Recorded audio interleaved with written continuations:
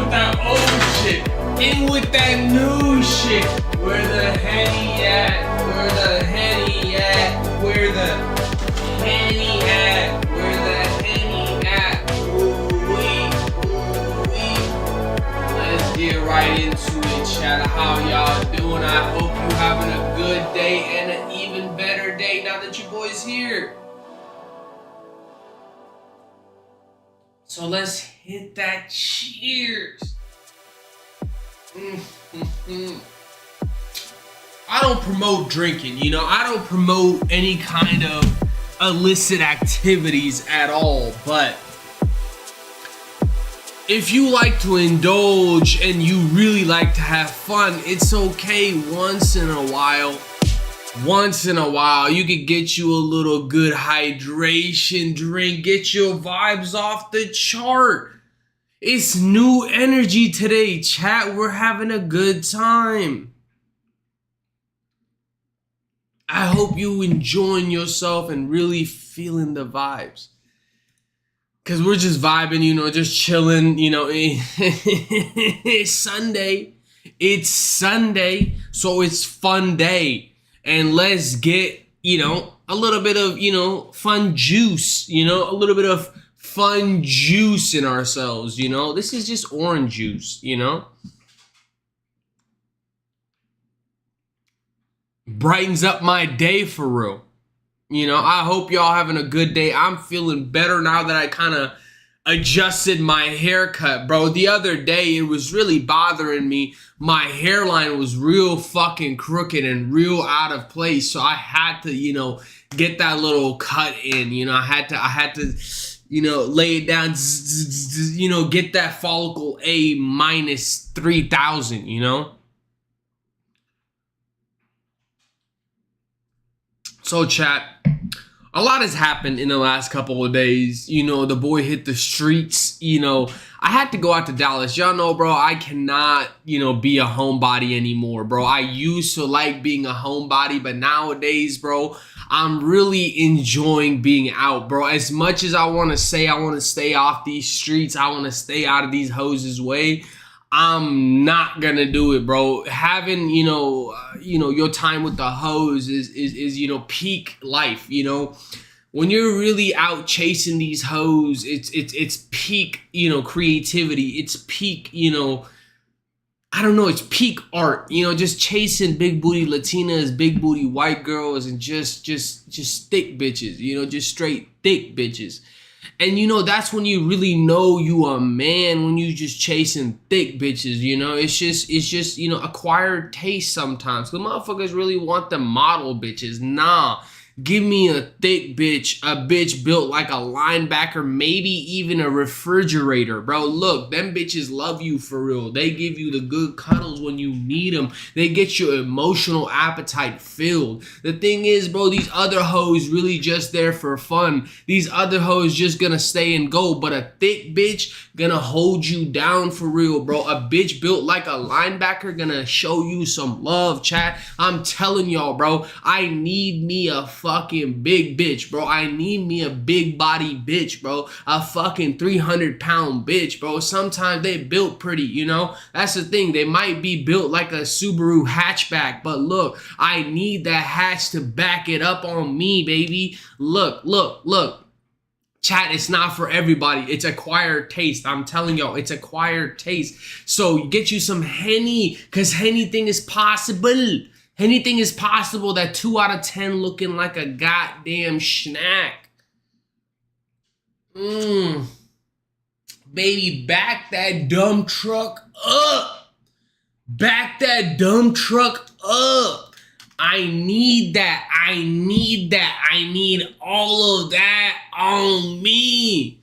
And to those who really don't understand this energy, I'm sorry for you. I'm sorry for you. You missing out key components of your core. Like, if you missing out on a thick bitch, bro, you missing out on key components of life, bro. You really have to try it for yourself. It's like getting salt and pepper on your fucking food. It's like getting seasoning on your fried chicken. It's like getting straight goddamn teriyaki sauce on some goddamn wings, bruh. I'm telling you, it's a different vibe. That type of shit gets you out of depression, bro. That's the type of shit that gets you in love, bro. That's the type of shit that home cooked meals for you. A big booty bitch can change your life and your perspective on a lot of things. Like I was telling y'all last stream, bruh. It's not even the fact that you might be sad. It's the fact that you just don't have you a bad bitch, bro. Because if you got you one of those, it's over. Your mindset changes. You think about yourself like on a higher level. You think you're a better person because you got a bad bitch. You're like, you know, yeah, life is good. What? We living good right now. And that's what I'm saying, bro. That's why you gotta get you a good roster, bro. I know one bad bitch is good. Imagine 3. I don't know why people get mad. One bad bitch is good. Imagine 3. You're gonna be peaking. The thing I will say that does, you know, get negatively impacted is financial security, because you will not be financially secure with 3 girls, you know? If you got 3 wives, you're gonna have to have like good solid money and good solid income, bro. The other day I saw this dude pull up in Dallas on a fucking McLaren and had 2 bitches pulling out. Oh my God. Bro had 2 bitches hopping out of his McLaren, sitting lap to lap, and another bitch was opening the door for them. Bro was getting served like a king, so I'm telling you, you not sad, you just broke. Get your money up, and I'm on that boat too. I need to get my money up for real, and I'm trying to get my funny up too, because, you know, comedy does pay the bills if you funny enough. So I gotta, you know, juggle the you know, funny and the money, you know. So funny money, you know. I'm you know, really thinking at this time, you know, if I start making, you know, a living wage, a taxable income from comedy, is that funny money? Is that really funny money? I'm just saying, Chad, I think at the end of the day, bro, people looking at it negatively, you know, they're looking at their outcome negatively. A lot of people got less than you, and they making better opportunity for themselves because they got a bad bitch with them. You know how many ugly motherfuckers I've seen with bad bitches? They don't know they got a diamond in the rough for real. You know what I'm saying? Like, you might be down bad and you really don't understand you got a bad bitch with you and you really not putting in the effort. And I'm, you know, sometimes guilty of that. I sometimes try to, you know, not, you know, give my bad bitches enough attention. But look, it's, you know, it's adjustable.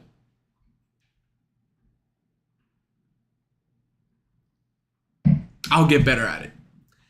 I do need to fucking change this AC, bro. It's too fucking hot in this bitch. Yeah, damn, bro. It's 100 degrees outside in Texas. I don't know what the fuck they doing. But they need to fix it. They need to fix the damn temperature. I'm getting tired of this goddamn 100-degree weather back to back, chat. I'm really getting upset with this. I'm not vibing with it no more, bro. Why don't they fucking make it colder somehow? Why don't they somehow figure out to goddamn cool the goddamn earth down altogether? Not just one city, one room.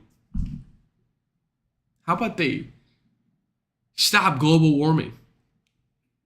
I don't know. I'm just bullshitting, chat. I hope y'all having a good time, man. I don't know. It's sometimes I just, you know, run out of yap, which is kind of surprising, right? Like there used to be times where I would never run out of yap, but once in a while I do run out of yap. And, you know, I really think about it, bro. There used to be time where I would yap for hours on end and just did not stop. I don't know how the fuck. But I guess at that time I was, you know, new to the scene, new to the streaming, you know, so I had a lot of shit to say. Now I'm like, 3 streams a week is quite interesting. Because I don't want to repeat the same shit. Obviously, a lot of people do a lot of reactions and they do a lot of other stuff, which I have tried to incorporate a little bit more and more throughout the fucking stream. So, you know, we're learning. But at the end of the day, my core has been Counter-Strike, which I may have to, you know, divert from a little bit. I might have to start going to a little bit more reacting videos than just you know, straight Counter-Strike. And these motherfuckers upstairs walk so heavy. This big body bitch upstairs, I don't know what the fuck. Like, why are they walking so heavy? I might be loud. You can come tell me if I'm loud. But dude, I cannot change how heavy you are, you big body bitch, okay? All right, chat, let's get to, let's see. Okay, we're on YouTube, okay? Let's get to looking. The internet wasn't ready for iShow speed. That is true. Look, you're stuck because you refuse to grow up. I'm not gonna lie, you know, who doesn't like, you know, a little bit of, you know, fun, you know? Making beats. I might have to get better at making beats or something. Oh, everyone loves Lil Tecca. Okay, sometimes, not all the time they do, sometimes. Day 1 and year 2, yes. Being a small creator is hard. Yes. It's kind of unfortunate. We're gonna watch this video after. Hold on, I'm gonna open in. All right, fuck it. We're just gonna open it. Show of hands. Oh, hold on, brother. Hold on. Who remembers this girl? Hello, I'm Janelle and I live in a van with my pet snake, Alfredo. Janelle Eliana. Does the name sound familiar? July 4th, 2019, she posts her first video about her kooky and quirky life in said van. Oh my gosh, it's so fun. Makes me sick. Around this time, humble but impressive beginnings, about 20,000 subscribers. She posts another video. By July 19th, I gotta remove the stupid thing. She had 1 million. I gotta move the camera. Hold on. What? I didn't think I'd have in to. 5 days? Hold on. She had 1 million. I'm not jealous of her. Why would you say that? Shut up. I was 15 when this happened. And I remember watching her and her story and watching it all unfold and thinking to myself, wow, if it can happen to her, it can happen to me. Anyone. Oh, okay, never mind. I thought it was, you know, I was going to say it can happen to me because I did say that with, you know, other creators, PewDiePie and all them. If it can happen for PewDiePie, it can happen for me. Video is all it takes for my biggest dreams to come true. Okay. He's real emotional about this. That did not happen. Okay. Have you, dear viewer, had such aspirations? Quit your 9 to 5, be your own boss. Yes. Live the glorious Why does he have a lifestyle of the hole rich in the and famous. back? Like, why did somebody punch the wall? I just noticed that there's a giant hole in the wall. Just because most people generally agree that your videos give off good vibes, then as the foremost leading expert on this subject, don't Google that, also don't ask anybody, also don't look down just a little bit and see how low my sub count is, you can just trust me. Then allow me to shed some light on my industry. For those of you who don't know, we just hit 1,000 subscribers on this channel. Big gloves. Please, hey, please. Motion. Hey, W motion. Please, keep going. Yes, clapping is the proper response to that announcement. Hey. Slow motion better than no motion, bro. Also, may I add, it was with our 100th upload. Oh my goodness, yes, clap louder. This is exactly the reaction I wanted. Oh my goodness. But let me be the first to say, amidst your roaring clapping, please don't stop, that all the work we put in to get to this very moment, none of it was worth it. Not at all, not even a little bit. Am I lying? About 60%, but I'm still mad. I've been making videos on the internet for 2 years, and I've changed a lot. The type of videos, my style of making videos, my process, I've grown as a creative, and I've done so much in that time. I'd like to thank the Academy, blah, blah, blah, blah, blah, nobody cares. But if I'm being very honest, if I knew it was going to take me 2 years to get here, I probably would have never started. And to be very honest with you, I thought I would have reached this point. Hey, I'm not gonna lie, I've quit quite a few times. I've stopped streaming and I've stopped making YouTube videos for years sometimes. Bro, I used to do this shit all the time when I was like 15, 16, and then I just stopped for like 3 years. And I was like, you know what? I need to do this for my heart. Quicker than I did. I want to see if I can hit 1,000 by the end of the year. I just want to give this a try and see where I end up. Aw, look at me. So young and stupid. I had big dreams, you see? Everybody was going to see my unadulterated, pure, raw talent. I was gonna make videos for a living. I would be able to drop out of college. I'd be able to buy my parents a house. I'd show everybody that I grew up with and went to middle school with who didn't want to play with me on the monkey bars or didn't want to sit next to me at lunch because I wasn't one of the cool kids. They would see me online and I'd say, ha! I am one of the cool kids. Commentary YouTubers were gonna make video essays about me. I was inevitably gonna say something offensive on Twitter. I'd get canceled and I'd live the rest of my days knowing that I peaked at 19. And none of that happened. Great. Yeah, but that didn't happen. I didn't even get close. And to be honest, this is a failure.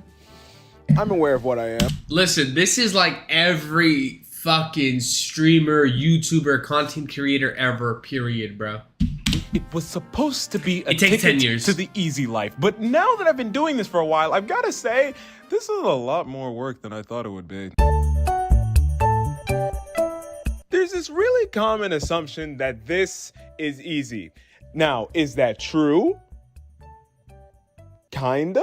Look, I don't want to say it's like rocket science or brain surgery or whatever, but I'm like, it's kind of hard work a little bit, kind of maybe, I don't know. Because to the average viewer on YouTube, all the work they have to do is essentially deciding which video they're going to watch while they eat lunch. They do it for 10 minutes and then they leave a like. But to the person making the video, they have to brainstorm the idea, research the topic, write the script, rewrite the script, rewrite the script, wonder if they're any good at script writing, then rewrite the script. They have to record the video, re-record bits that... I mean, I lack at writing this script.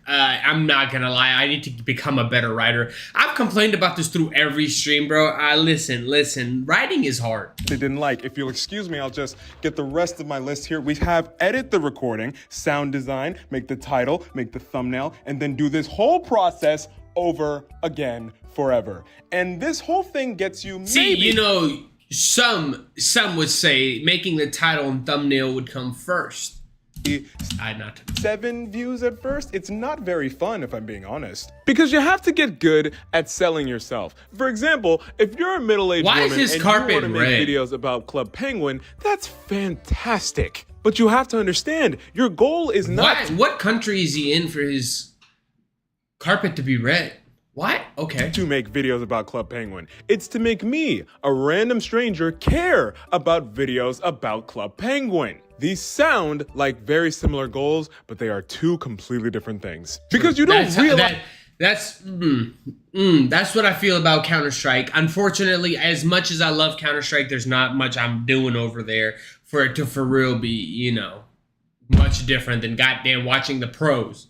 How much of making videos is really not about making videos. It's about making videos seem interesting. You have to learn how to get good at marketing. How am I going to convince random strangers on the internet to give up their precious time to watch my random crap? Because I'm good. This is something that we typically have to think about doing in our day-to-day life unless we work in like sales or something. If we're talking about our interests, we don't have to worry about making people care about it, because your husband or your best friend can pretend to care about your interest all they want, but I'm a stranger. I don't have to do anything for you. I owe you nothing. Another thing is the constant output. Because it's true, some days you wake up with the perfect idea and then you get immediately into writing.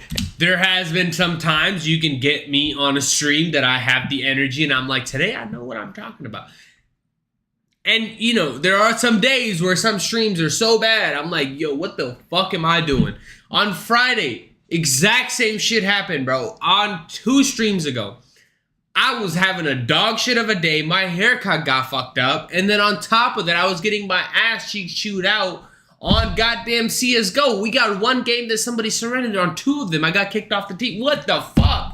And recording and editing and everything runs smoothly. You finish the video, you love it, you're laughing, you're crying. It's Oscar worthy. You put it out and you feel great. That's fantastic. Now do it again. Immediately.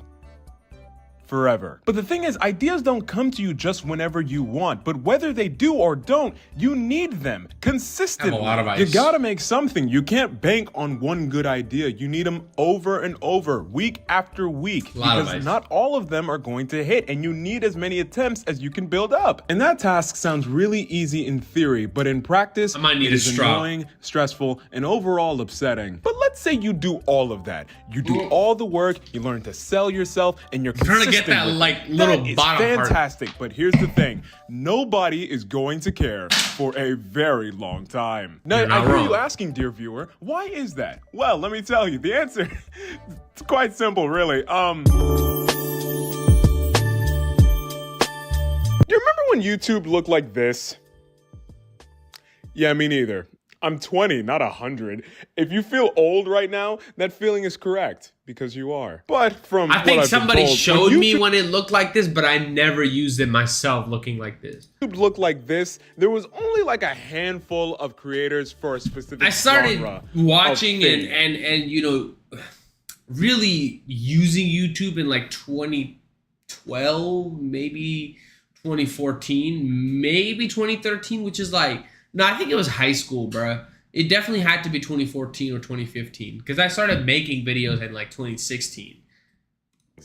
Like gaming or sketch comedy or whatever Vsauce is. But now there's literally thousands of YouTubers for each genre, and there are new genres being made all the time. And the fact that there is an entire genre based on copying one person is enough proof that this market is saturated. Wouldn't you That's agree? funny because I'm pretty sure I have my thumbnails in Mr. Beast. There's too many options. To illustrate, think of your favorite Chinese takeout place. They have no less than 5,000 items on the menu, yet you order the same 3 every time.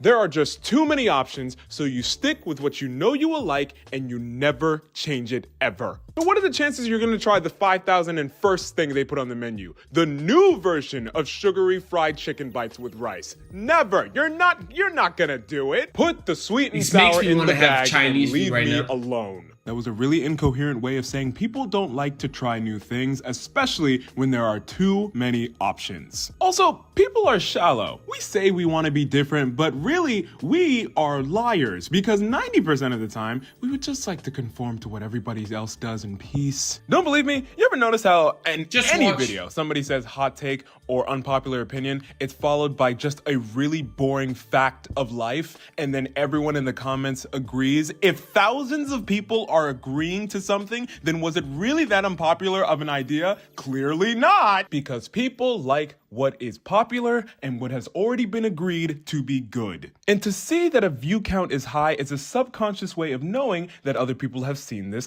and liked this. It would have never gotten this popular if other people didn't like it, so surely I'll probably like it as well. It's your way That's of why a determining- lot of motherfuckers now are stream botting or view botting. I'm sorry. You know, your biggest rappers, your biggest goddamn entertainers are view botting, and I get it, because you mix it with the big views and all the good views get, together, and people are like, oh shit, this might actually be good, and then the song actually starts popping. I don't know, view botting. And Neon got like fucking 50,000 viewers and like maybe 50 people actually in chat. in quality and to see if it's worth your time. But to see a video with fairly few views comes across as low budget and frankly very loser-like. Because you don't want to be the first one to watch it. It probably sucks. That's not worth your time. You're important and your lunch is getting cold. Are you really gonna risk it on a video that you might not like? Please? No. Oh, okay. Are you stupid? So you put these two ideas together, Damn, okay. and it makes the workload for a smaller creator a lot harder than they probably realized it would be. Because at the end of the day, people are vain, and you have to put almost more work into making the video look like it'll be interesting than actually making the video interesting. Why did you click on this video? Did you like the thumbnail? Did the title interest you? If it did, great, I did my job, and that's a compliment. Thank you. But okay, let me ask you something else. Did you notice how low the view count was? Again, if you did, and you clicked on it anyway, hats off to you, sir. We appreciate your services here at David & Productions. But if in you 1 year, didn't, holy shit. At the time he had 1,000 in 1 year, he just fucking, oh wow, he fucking exploded. be honest, if you had noticed it, would you have clicked on this? I'm not mad or anything. I'm just asking this so you can question yourself, so you can feel bad, and I can feel better about myself. To me, it's what I imagine starting a small business is like. You're putting a lot of time and effort into a new venture that you're hoping will make some sort of money. And let's be honest, I don't care what anybody says. You're in this for the money. You're not better than me. We all want money. I'm in it for the art, bro. You don't know me. Care if you're like, oh no. I know. I mean, the money sounds good. Don't get me wrong. I mean, I don't make much at my job now, but look, money does sound nice, but it's for the art. In it for the love of the game. I'm an artist. Yeah, you're an artist who wants money. So you Fuck! open up God damn it! He's getting me right on the spot. Pause. shop, and literally any sort of attention is a win. And sure, it's exhilarating at first, but you start to realize quickly that the amount of work you put in is not being proportionally rewarded. But you figure, hey, if I just work for X amount of time, I'm sure it'll all be worth it in the end. And then 10X amount of time passes and it still hasn't done that yet. And it's at this point that you start to wonder if it'll ever get off the ground or if any of your dreams will be realized. And the interesting thing about it is that, well, I assume similar to a small business or an artist, you're not fully respected by other people until it's successful. It's not something that you can really brag about or frankly talk about openly because you think people... Yeah, I be saying I do stand up and I stream and motherfuckers be like, okay. It does hurt the ego and pride. But you know, once in a while you just stop giving a fuck. Might judge you because you're not making money yet. Right? Yeah, I am. There we go. No! Oh, my bad. I mean, no. So you're working, grinding, hustling, trying to get the kinks out and trying to get better and better with time, but it's just not working.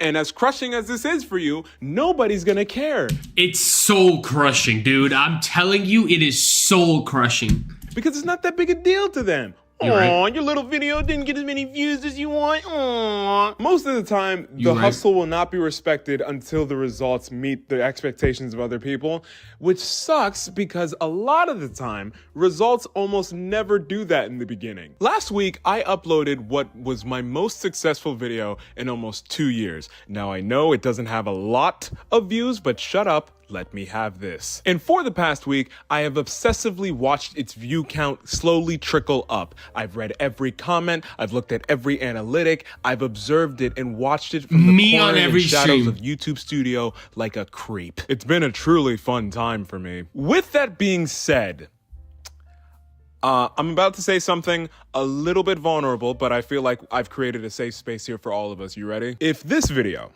does not do greater or equal numbers, I will set something on fire. A match, that is. The thing that's meant to catch on fire, silly. Of course I wasn't talking about a building or like a plot of land. I would love to believe this how this works. You get better and better, and with time your views and attention goes up and up, but it's not. It's never... You never know, bro. There was a channel I used to have 10 years ago that I deleted. I always thought about it, bro. If I'd never deleted that, it had a couple hundred, subscribers, couple thousand views on almost all videos. I mean, there was like 10, 15 videos, but I deleted the channel.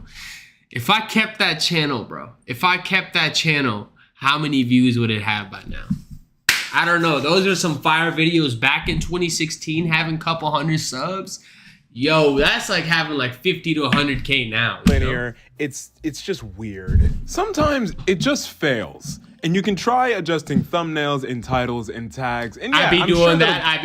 I be adjusting them, after, post-production, get the extra 2 views. Do something sometimes for some people, but most of the time, you just have to do it again and hope. Which is such an interesting mental thing. 3 days a week, cross your fingers each day, and then do 2 hours and then get 3 views. Because it's been said that the definition of insanity is to do the same thing over and over and over and expect a different result. But that's exactly what you're doing. I mean, you're getting a little bit better every now and then, but you're essentially making the same thing over and over and over, and you keep hoping that it'll be different. And then it's probably not going to be. You do start to feel a little crazy. At the end of the day, it's just deeply... I mean... demoralizing to put so much effort into something you know you're good at, or at least you think you are, and you think I like to think I'm funny. I like to think my stand-up is art. You're getting better, and you're improving day by day, and yet it's never getting a chance to be seen. It only makes you question, am I good at this? Am I talented? Am I funny? Is this worth it? That was a lot of self-pity, wasn't it? My bad. Yes, it is easy to think like that, but I'm gonna need you to lock in, all right? I've been, dealing with a lot of self-pity with the L's I've been taking on stage. Doing stand-up is not easy, bro. Streaming is hard, but, stand-up is harder because you're hearing the dislikes in your face. This is the happy part of the video. You ready? Put the numbers aside. You ever make something that genuinely made you happy? Like, it's funny, or it's really well edited, or it's just overall, it makes you feel creative. You ever get those feelings? I really hope that feeling never goes away, because it is genuinely fun and enjoyable. So in that way, you always know there's some sort of sentimental or emotional benefit that you get out of this, some sort of reward that you feel an inner pride. You'll always have that, I will say there's something to look at these videos years down the line. I'm like, yo, that's what I was doing a year ago. It's crazy. I'd be looking at my streams from like a year, 2 years ago, bro. And I'm like, holy shit, dude. I was such a different person. Like I told y'all, bro, this is like a fucking diary of an open mic comic. When I make it as a comedian, this is the type of shit I'll look at. Hey, look, I know myself in like 10 years watching this video. I know it. And this is for you, bruh. I hope you kept going. I hope you got you a bad bitch. I hope you got some guap in your bank. And I hope you got some Henny on you. Because anything is possible. In 10 years, I wonder how I'm going to feel looking back at this stream in August of 25. Ooh, wee. Or even if I see this in August of 2030. August of 2030, I'll look back on this video and be like, holy shit, I was a dumbass. What is this haircut? What happened? Who drew it back? But look, I hope Munchie, Mo, or whatever, I hope you look back at this video and you say, damn, boy, you stupid as hell. Well, you'll always have it as long as you're trying, that is. Okay, yeah, back to the numbers for a second. I want to keep trying, bro. I'm not gonna lie. Let me go back to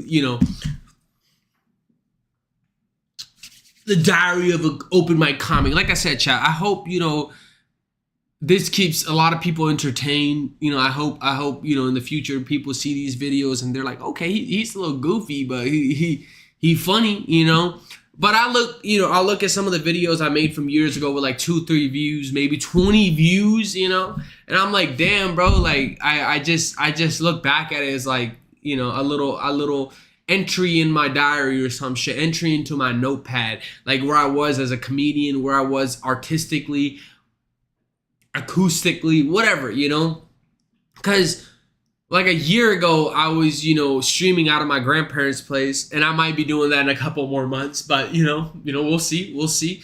And I really, was in a different place in life than I am now. Different hoes, different vows, different friends, different energy in general. So now we on a different new level. This is new energy for real. Like honestly, like this is, why I like streaming so much more than just making videos. Because making videos is like, you have like that snippet. You might have like 30 minutes, maybe, Typically most videos are 10, 15 minutes nowadays. And maybe 20, 30 is like a special, But if I'm doing streams, I'm really like expressing myself for 2 hours and going, on a whole rant for 2 hours and living like my life for 2 hours, right? And then on top of that, I'm really just vibing out, getting my energy like into the stream. I really truly feel like it's a different vibe. It's a different energy when you know you're streaming versus when you're just like, you know, chilling and making a video. I love YouTube. I love YouTube deep down, but I love stand up more, and I think that's why I like streaming so much more. And like I always say, bro, I make this into like a general or like a journal entry, because I'm like, bro, I might look back on this and be like, holy shit, dude, I was developing so much comedy and I still couldn't put it into words. And then maybe in the future where I'm like able to write more, I'm like, damn, okay, the whole thing that was missing out of my comedy was writing. Or if I'm dog shit in 5 years, I look back and like, damn, I just, you know, didn't have it, you know, didn't have that star power, you know. But I think it's more about, you know, just growing as an artist, and you just look at your own trajectory, because nobody, like this video was talking about, bro, like what's this guy's name? David Ochu. Whatever the guy's talking about on the fact that, bro, like this is just sometimes for you, bro. Sometimes you really look at these videos like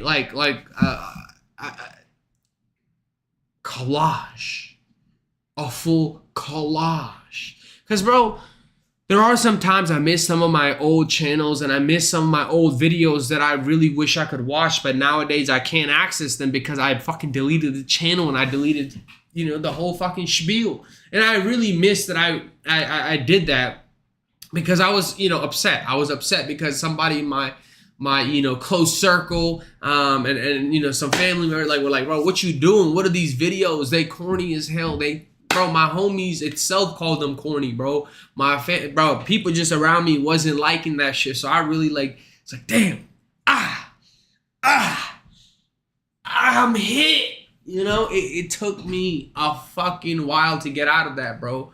Like, family and friends were like, you gotta chill, bro. You're not funny like that. I mean, I thought they was funny. Some of my friends were like, it is shit funny, but my other, you know, friends that I valued more, but even though they weren't real friends, because I'm no longer friends with those people anymore, but like, they made me feel like that shit was stupid. You know, that shit was not something worth pursuing. But it's because they didn't know what they wanted, and they pushed that on me. I knew what I wanted to do. That doesn't necessarily mean make money from my art or whatever. It's just I enjoyed pursuing the art of it, the fun fact of just fucking off and just yapping and just enjoying myself. Because throughout my life, bro, everybody was like, damn, you talk so damn much. And I get it. But at least on stream, now you can opt in or out if you really want to listen to me yap. If you don't, you can go ahead and go. It's okay. It's okay. Nobody's holding you hostage here. But if you know, want to watch me yap and just, you know, enjoy the vibe, you can stay. So, like, that's why, you know, I enjoy going up on stage or going up on fucking stream, because I'm like, dude, I can yap and somebody could just listen and be like, oh, that shit funny, you know. I enjoyed myself. Or if you didn't, it's all cool.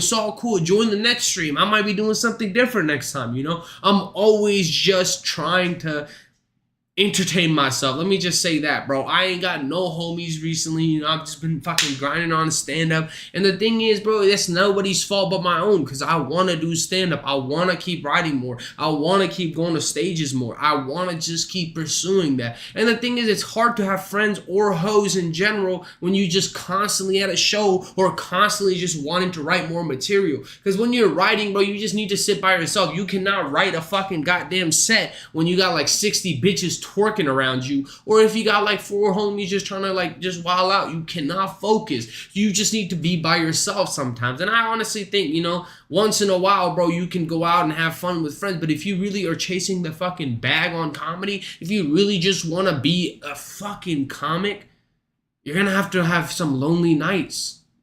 You're gonna have to just be alone. You're just gonna have to just be friends with God. That's all you got. Because at the end of the day, bro, doing stand-up right now is super popular, but in the long run, bro, that shit lonely as hell. That shit just lonely as hell.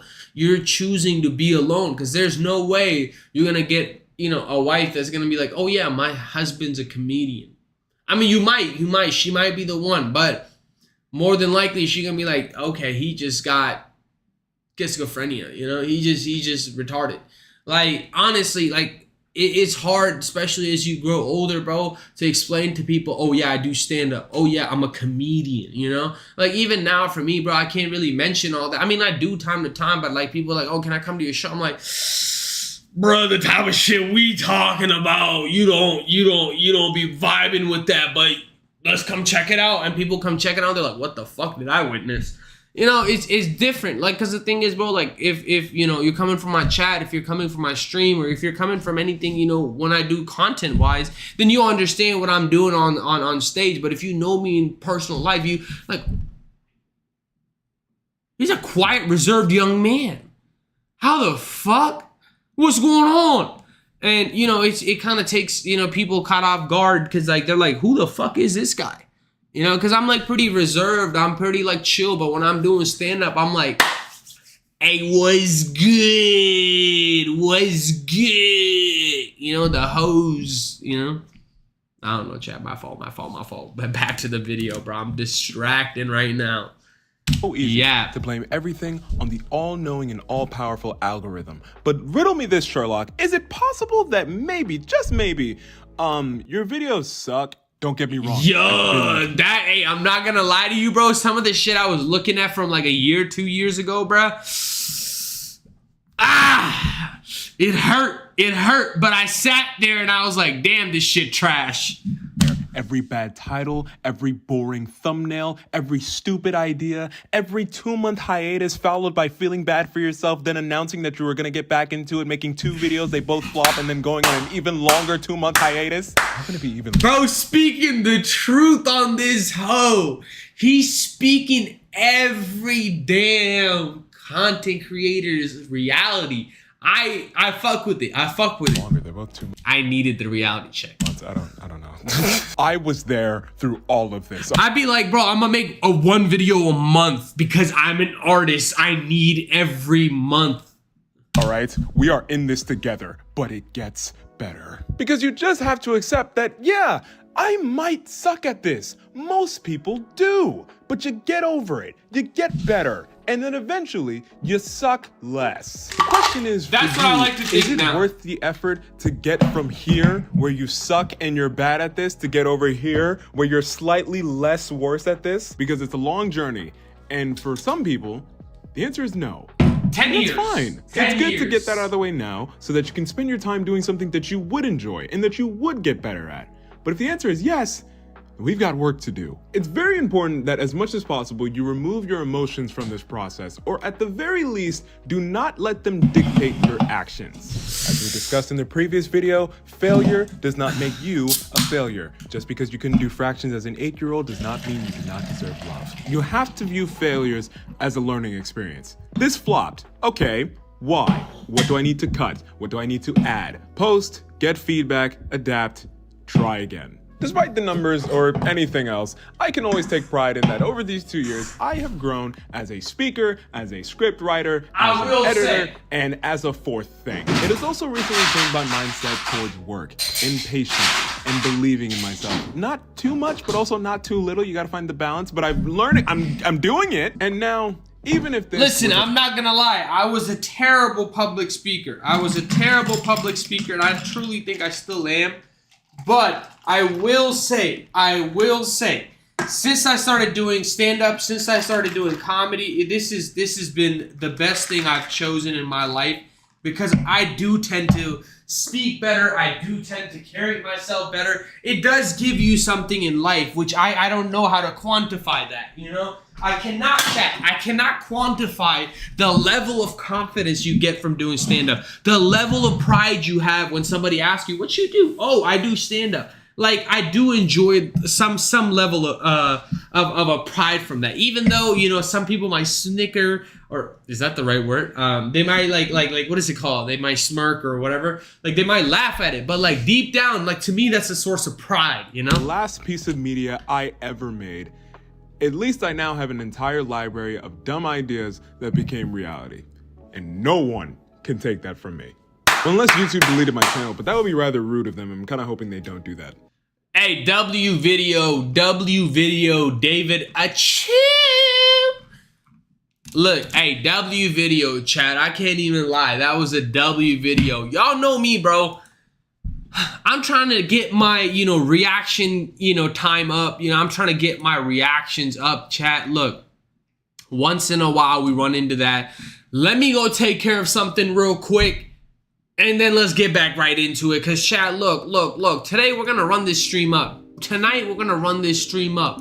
But until then, let me put it on a little break.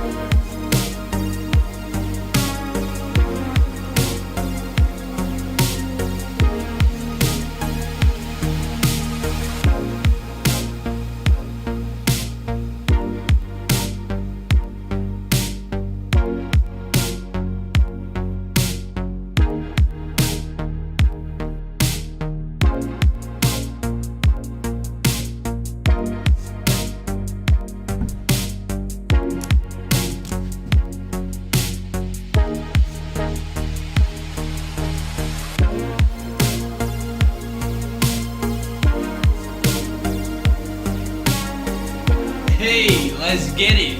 Second leg of this stream, bro. We're gonna change some things up. Look, I'm trying to get a better editing, right?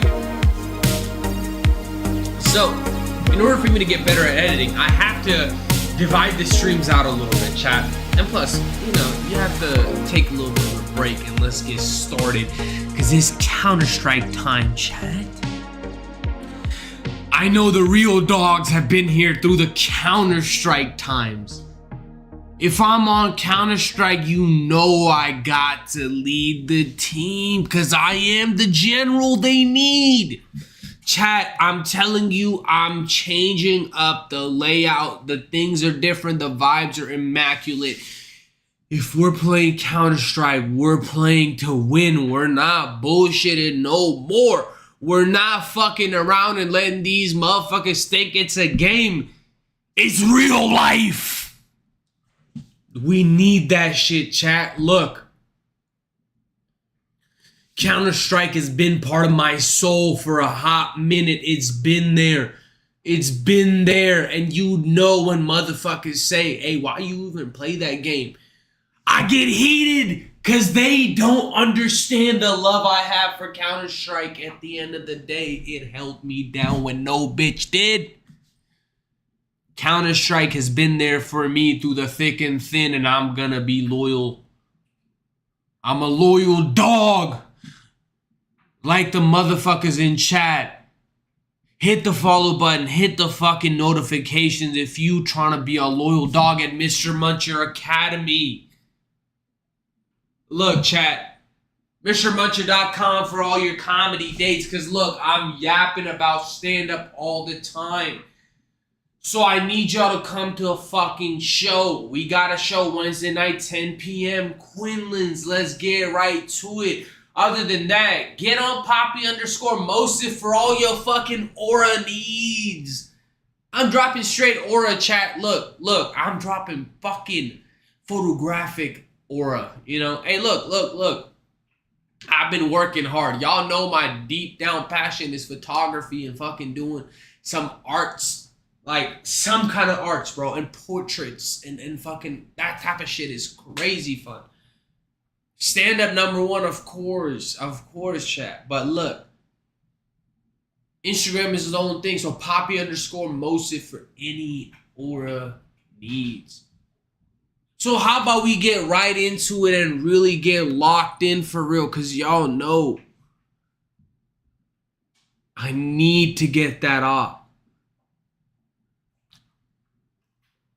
I need that respect from my team. And I need you to get you a good old drink because we going to the moon tonight, chat. We going to the moon tonight. Let's get right into it. Practice time. Y'all know I haven't been practicing in a minute, bro.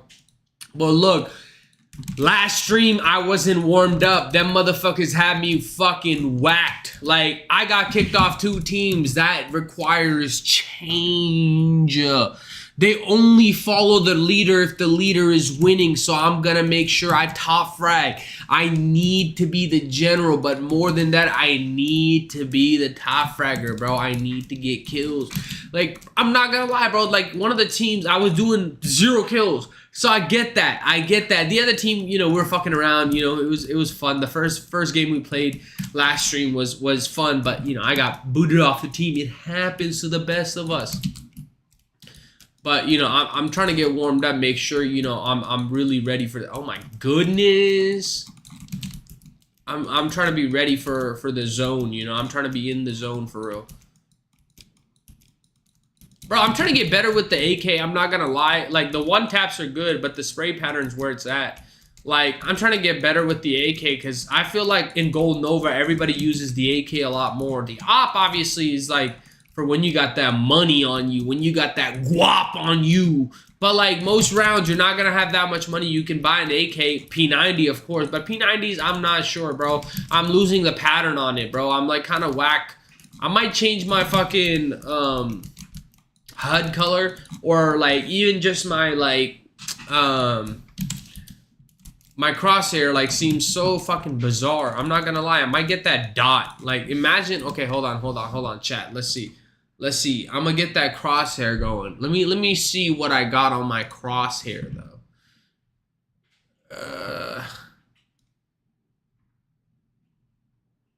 Okay. 0.9.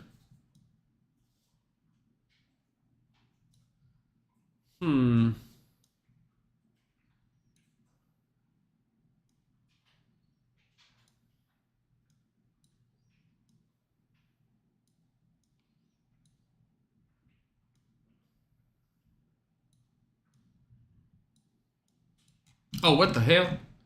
What the helly? Yo, what the helly? Why did it get so big? Pause.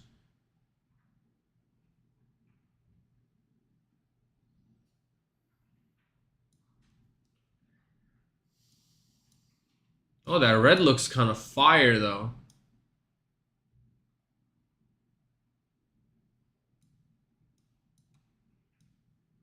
I don't know, that white, I feel like you won't be able to see much. That red looks kind of fire though, Chad. I'm not gonna lie, that red looks kind of fire.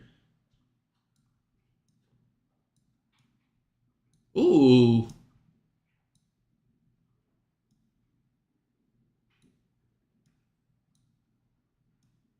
I might have to try this green real quick.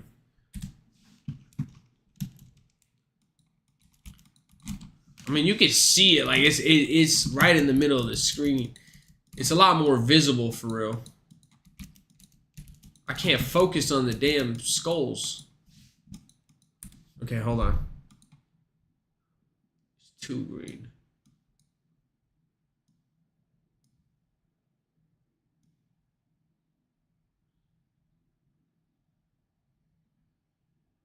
Huh. Let's see this. This looks tiny as hell. I mean, it's literally the original I had. But I need to be able to see their fucking foreheads.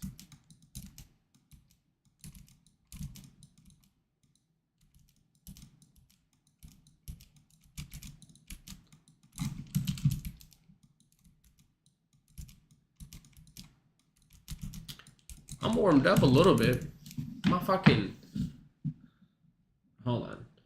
My mouse, like, just does not feel like it's loose. Pause.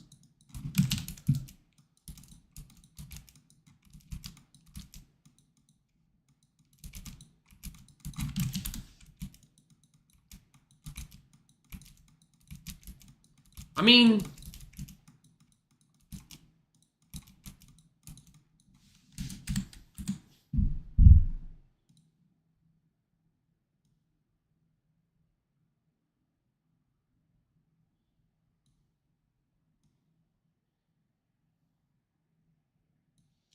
I could try a blob. Little blob.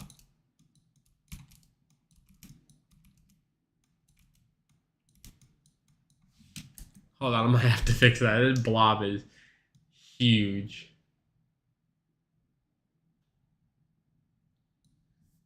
Let's see what this blob can do. Oh.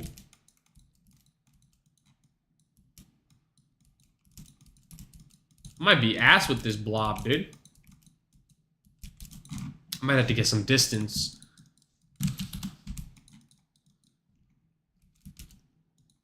That blob is dog shit, dude. Hold on, I gotta clear that.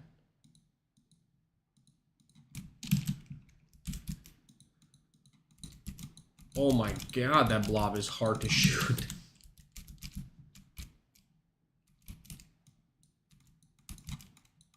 Yep, nope, we're not using the blob at all. That blob is gonna have me fucking da-da.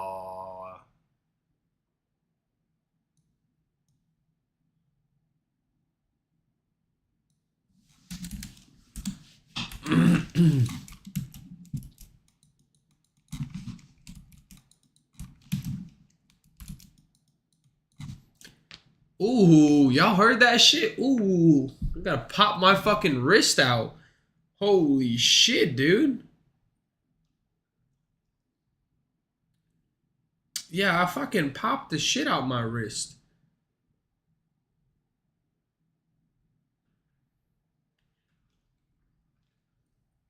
Chat, what y'all think? We go in the game? We go in the game? Oh boy. Gotta make sure.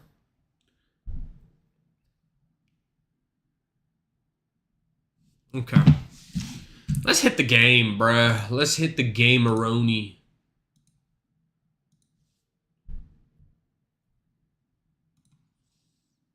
Matchmaking. Let's hit it. Let's hit it. Fuck it. Let's hit it.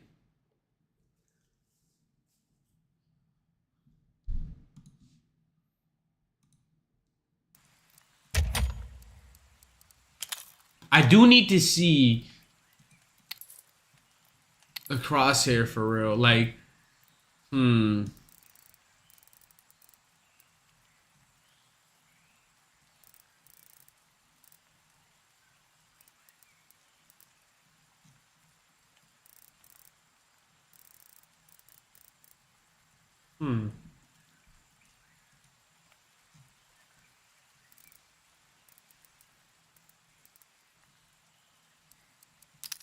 All right, we'll see. We'll see. We'll see.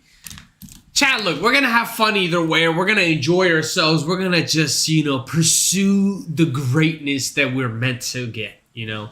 We've tried a lot in this game to, you know, lead the team to victory. And we have been leading the team to victory. So I want to make sure that y'all are as excited as I am joining this game. So get you a good little hydration drink. Get you a good little snack. Let's get right into it. You know, we're going to have a fun time. Either way, we're going to fucking succeed to the fullest degree. We're going to make sure we're pushing our fucking hardest. And our team is locked in with us. Because at the end of the day, bro, it is a team game. So if you really are struggling, you're going to have to ask for help. Or for help. Let me say that properly. You're going to want help from your teammates. And if you're not getting help from your teammates, well, good game. You tried. Bye-bye. So, you know. Sometimes you can't always be a lone wolf, you know. Sometimes you have to get a good team. You have to get, you know. Apparently degenerate like these, like, what is going on right now? Like, why? Okay. Okay, you're going to get motherfuckers like these that are, you know, wilding. I'm glad that I, you know. Blade lights. What on? What the hell? Wait, what the fuck, dude? Hey, rush mid, rush mid, rush mid. Go fuck yourself. Nah, bro. You do. You do first. Where are we going? Rush mid, bro. Cheese. I can't fucking see. Why are you stopping, Blue? Exactly. I got one. Oh, they're there. They're all there. Oh my God, yellow. You should have died with honor. They're like all lit.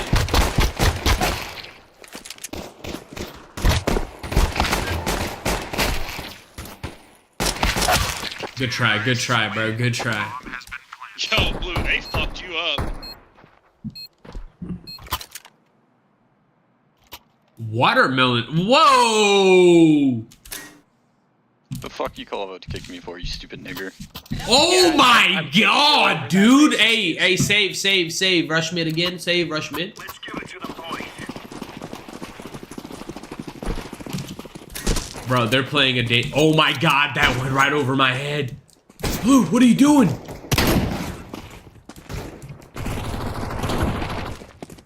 Bro, that's mine! You fucking grease. Guys, what are you doing? What are you? Oh my God, you're fucking greasy, dude. I'm not fucking leaving. What is going on? Holy This shit! fucking guy, dude. Holy shit, dude. Hey, your ass is grass, Funkle. Your ass is Nigga, grass. you are a munch. Can you guys shut up, please? What the fuck is going on? Well, son up, pros. It's Retarded hard to ass concentrate app. when everybody's yapping in here. What Bro, on? you a pig? Yo, why are we on a 10 right now? We're a team. We need to lock in together, Shut the bro. fuck up, dude. How about you get away from that negative attitude you got and go ahead and get a prolapsed Dude, asshole? they're fucking. Top mid, two, top mid. Never mind. Never mind. That guy's cheating. Can you get the fucking help me? Okay. Please.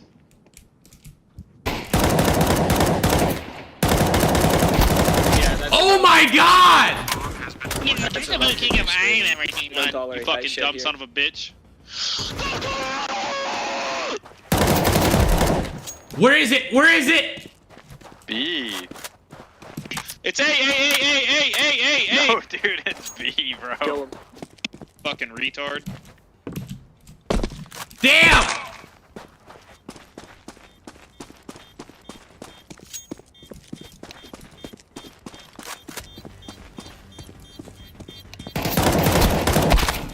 Damn it! Aim.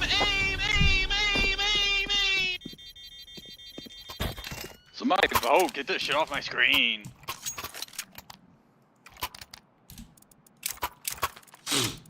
Watch me go B right here. I'm about to smoke him. What are y'all doing? Why y'all fighting? Stop being a bitch and play the game.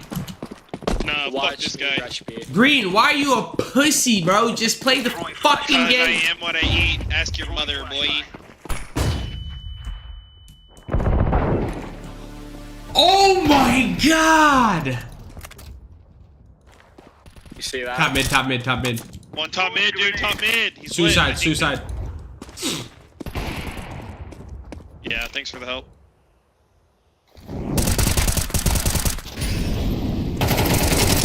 Oh my god! Yellow with the W. Somebody vote, dude. Why is everybody not voting? Because Funkel's gay. Yo, I'm gonna fucking TK you till I get banned because you're dumb, Funkel. Why are y'all doing this to yourself, bro? Because he's dumb, dude. He makes. Look what you did, Funkel! Oh my god, I got shot in mid because Funkel. Top mid, top mid, top mid. Bomb top mid. Let him come cat yellow. I'm right here. One cat, lower and cat. Cat, they're coming cat. Bro, can you fucking peek with your P90 and spray them? Like, what are you doing? Oh my god, I shouldn't have listened to you. Fucking loser.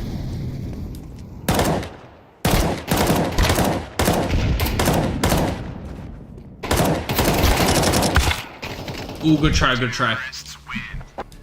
Fuck, Bro, he's going. Funkel. You gotta do something there, man.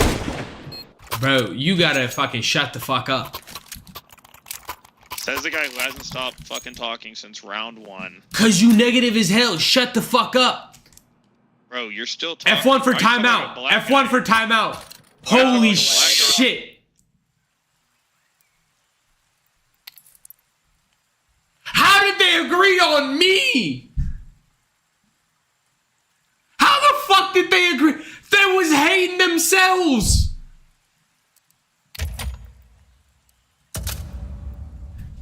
They was hating among themselves. How did they agree on me? I was trying to defend it. You know what? I'm not even. This is some bullshit.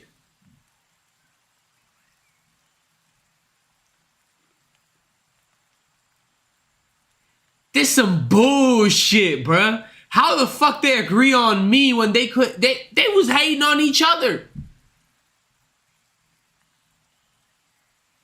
It's some bullshit, bruh.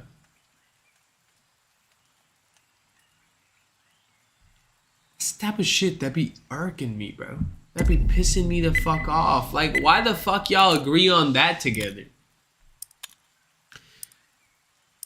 I'm not understanding. I had no aim. They had no aim. We always trash. We always trash. I mean, they might have saved me from an L, but damn, bruh.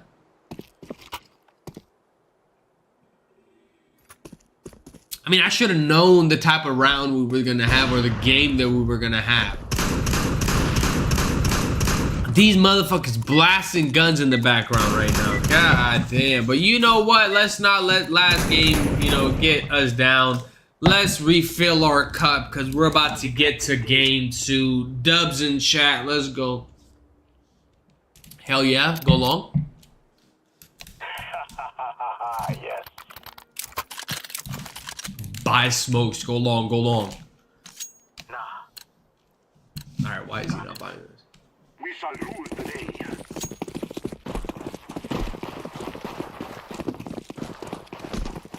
Flashbang. Go, go, go, go, go, go, go. Card. Nade card, nade card.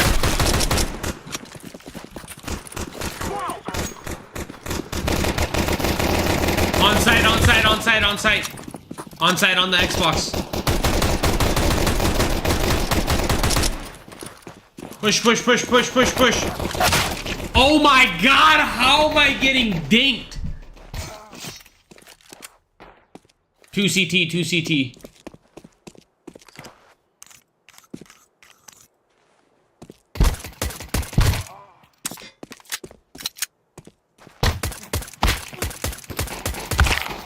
Good try. Fuck! I could...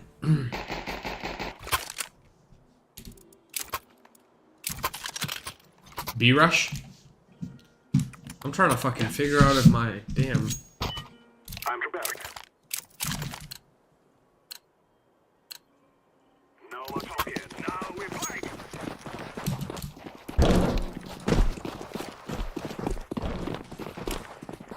Flashback. Throw it long. One there, short. Car. Door. Tons in door. Pushing tunnels. They came tunnel. Door.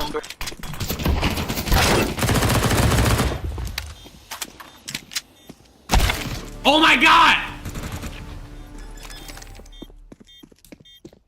A lot fucking going on. I'm trying to get that done. Fuck! These motherfuckers pissing me the fuck off. Take a cat. I gotta get to it. Hot 2 on that thing, bro. I'm gonna need them to hot 2 on that thing, chat. We're gonna be getting this double-roni right here. I need that.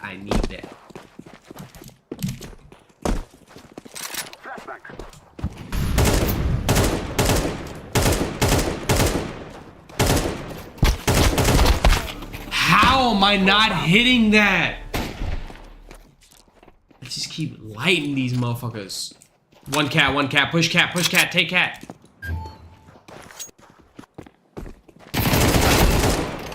Alright, cat and A split. Just split it. I'm throwing full.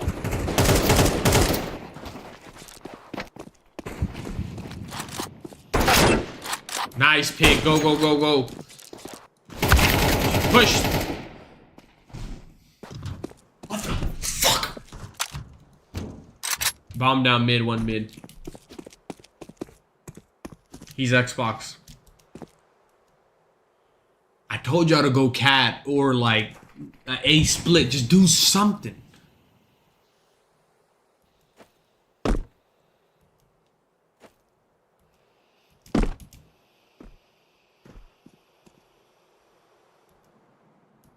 Don't push it.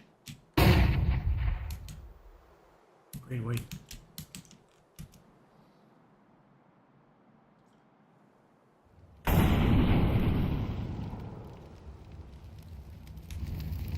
Top mid.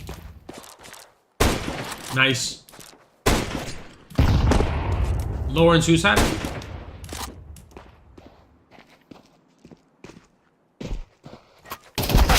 Yep, top. Ooh, good try. Alright, let's just wait for them, bro. We got 2 people with 0 kills. Of course. Just wait. Give me bomb green. Give me bomb right here.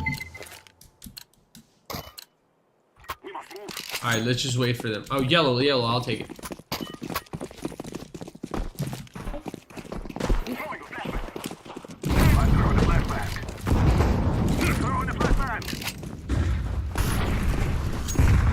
Just wait, let's go, Tons. Go for pigs. 3-0 right now, chat. 3-0 right now.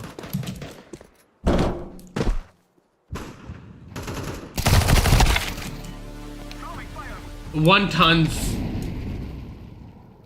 He's T-spawned now. He has bomb. Of course. Fuck!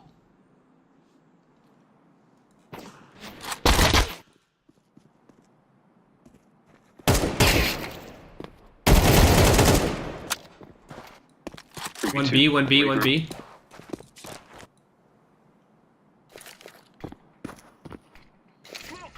You can take a cat.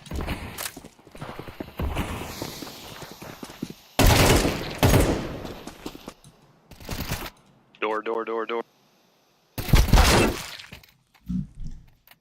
The right of the door. He's like through the doors on the right side.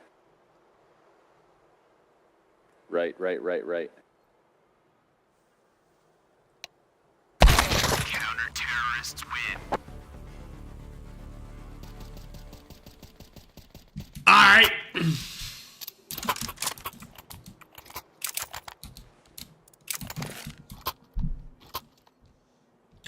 Fuck. Alright, go long, fuck it. Let's call my brothers. We got an opper. I'm throwing a flashbang. Of course I ate that bitch. Keep getting those pickies. Grenade.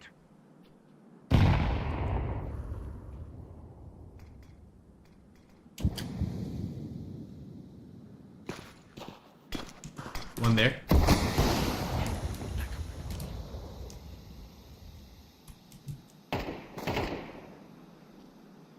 Go cat, go cat.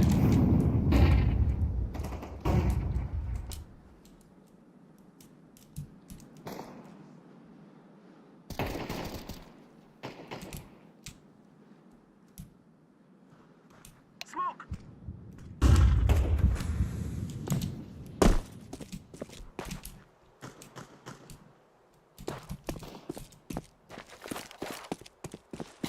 I'm going on side A. I think he's hacking, bro. I think he's hacking, bro.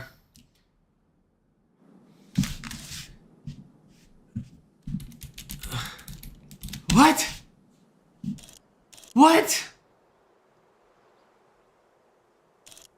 Just save the op, bruh. Just save the op. I don't even know how the fuck he hit me like that. Like, I really don't know.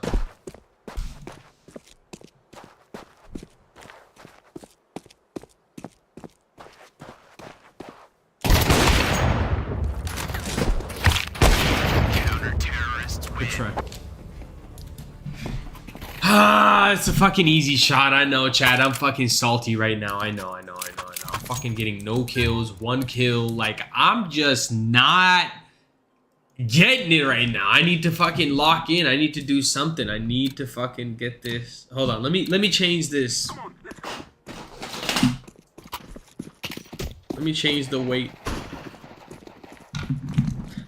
I'm gonna put in chat hacks on GG. It's over.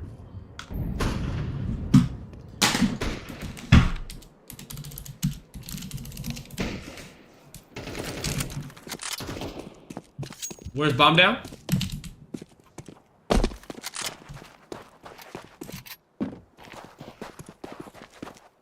Come lower, green. Come lower.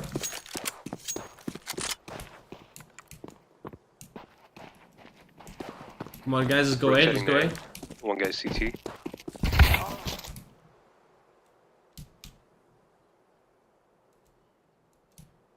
One car. Y'all here?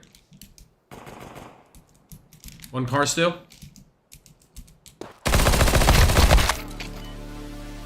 How? Car lit.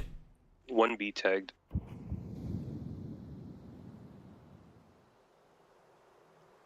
Bro, this is like a ass whooping right now, bro. How do I have one? How am I not hitting anything, bro? Oh, that pre-fire is crazy. I'm not tripping, bro. That guy got walls. Or this gotta be good ranked. I don't know. I don't know, bro. Hold on, chat. Let's just be a little careful. You know what I'm saying? Let's just be a little careful. Let's just see. That guy only has one game and it's fucking Counter-Strike. Yeah, that guy's sus. I don't know. I'm tripping. I don't know. I might be tripping. That guy's sus as fuck. He's queued with the Hey Brother guy as well. I assume so, but he's pre-firing. Yeah, I don't know. I don't know. It's a little weird. Cat, back up, back up, back up, back up. Alright, fucking take it, cat. One lower, one lower, one lower. He's mid, though.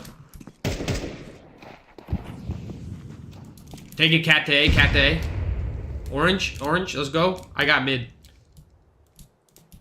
Yeah, that guy's sus. I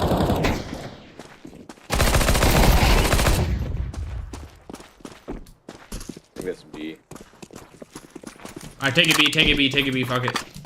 Somebody smoke here. Alright, take it B, let's go.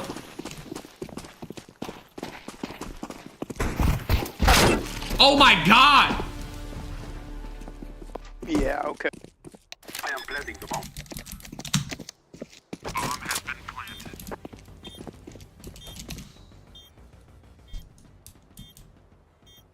They're fucking shady, I don't know.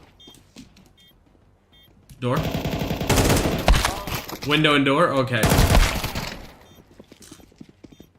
Yeah, it's weird, bro. I might be tripping, but I don't know. It's a little weird. Bomb has been defused. Counter-terrorists win.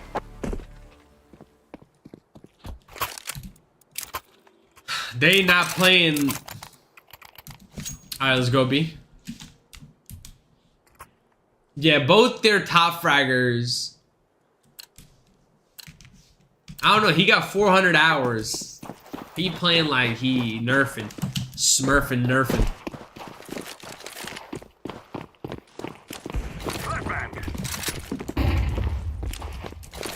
My fault. Let's go lower. Let's go lower day. Lower day. Lower day. Walk, walk, walk. Take your cat. Take your cat.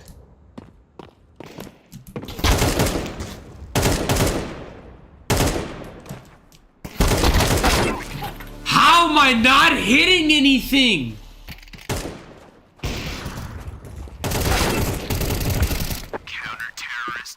Okay, we might just be bad, bruh. We might just be really bad. P90 it. Everybody buy a P90 rush mid. If you can't shoot, buy a P90 rush mid, bro. If you not yellow, P90 rush mid, bro.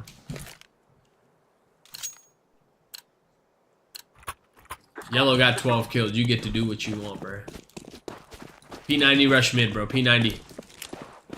I'm throwing a flashback. Go, go, go, go, go, go, go. We lit, we lit. Push, push, push. Take it, cat, take it, cat. Push, push, push, push, push. We got this.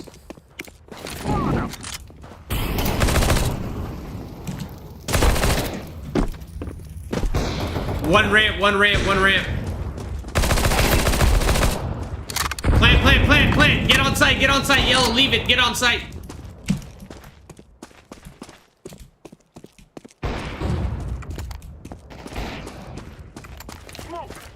Get on site, get on site. He's ramp, ramp.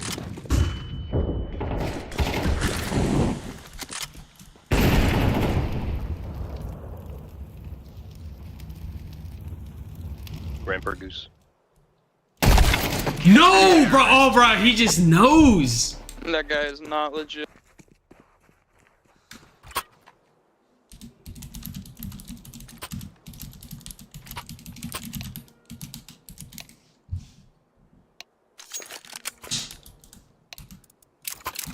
Alright, go outside, go outside. Let's just keep trying. They're gonna get. I don't know, bro. I did throw a molly, so I don't know if he saw my molly, but that was just weird, dude. Okay, good try.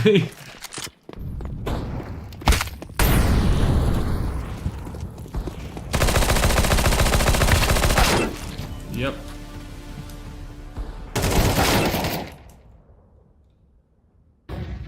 Car. He's car. Car and ramp. Nobody's in pit. Car and ramp.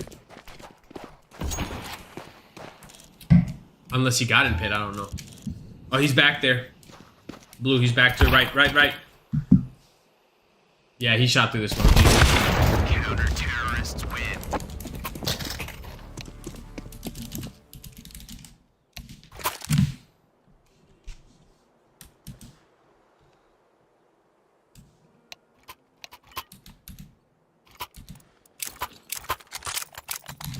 Everybody just buy smoke, go B. We just need to make it easier for them to get banned.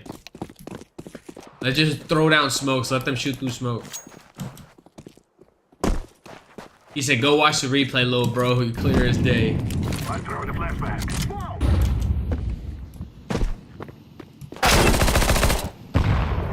What?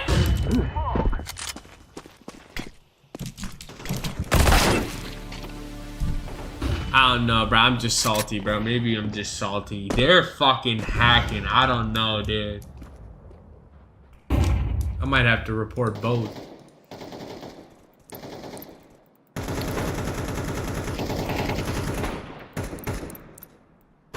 Oh, you can only choose one now. 'Cause I used to put all. One more cat. Cat pushing you.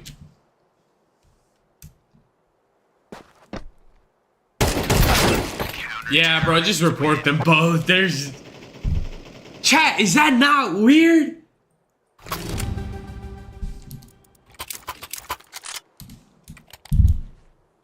I'm doing terrible.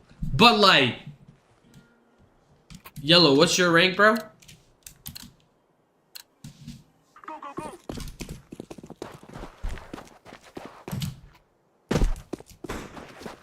Yellow, what's your rank? He's got 12 kills. I can't even say. Cat. Oh my god, that was just bad on me. 2 mid, 1 cat. I'm just trying to get this game over with, bro. I'm not even trying to. I'm trying to not enjoy it. I'm dog shit. They're fucking hacking. I don't know. This is a straight L. I'm getting off and fucking watching a video after this. This is a straight L. 2 back-to-back L's. Oh man. Okay, I might play one more. 2 back-to-back L's. 2. We need 2 back-to-back L's.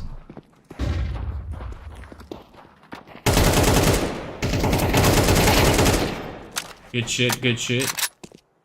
Go get it.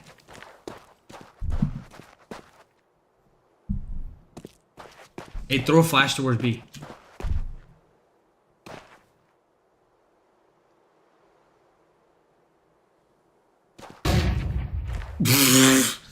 He's about to get clapped. They know where you are, though.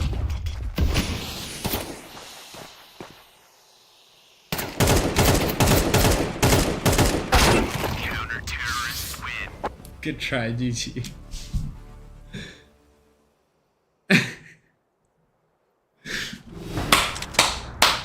Rush up mid, bro. We cannot give them 13-0. We need 1. Rush up mid. No, sir. Nate stack top mid, bro. We have nothing to lose, bro. Rush up top mid, bro. Let's get in there, bussy. What on?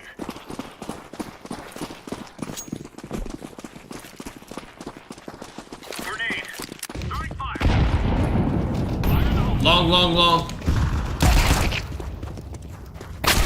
Oh my god!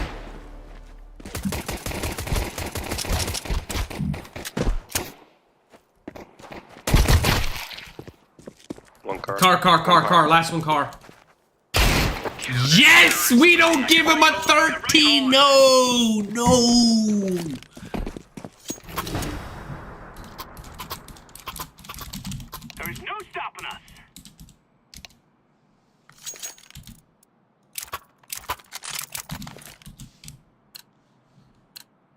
Ha ha ha! We're not gonna give him a 13 though. Deploying flashbang. Throwing flashbang. Grenade out.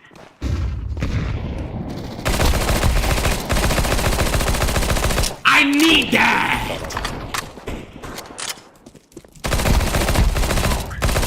I got tons, I got tons. They're all tons. Go B, go B, go B. Everybody get in B.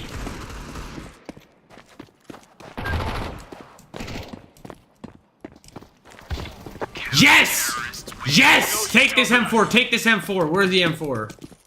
Hell yeah, bro. We coming on their faces, bro. They turned it off, bro. I know. They can't let it be too obvious. It was genuinely very obvious earlier. Hey, since we said, you know, hacks on, Move it. they're dog shit without the hacks. Laying down smoke. Throwing fire. Grenade out. Not here, not here. Blue rotate, blue rotate, blue rotate. Rotate away, blue, rotate. Top mid, top mid.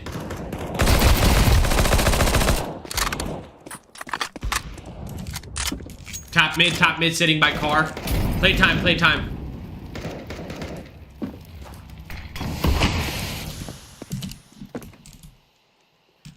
Top mid barrels, playtime.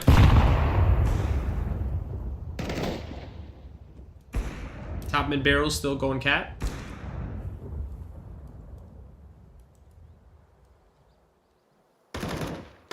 Cat. Cat to A.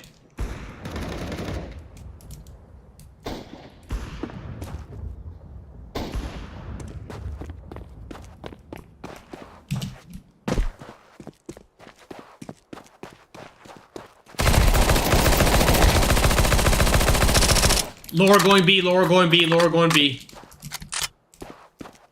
He's on BR. I'm coming. Stay alive, stay alive.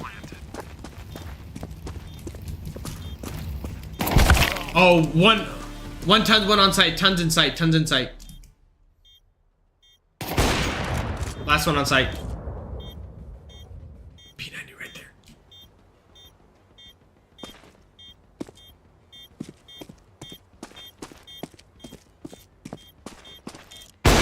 Oh my god!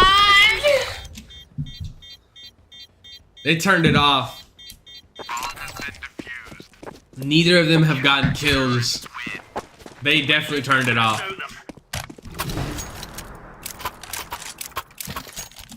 Hey, I got long. Somebody stack mid and B, bro.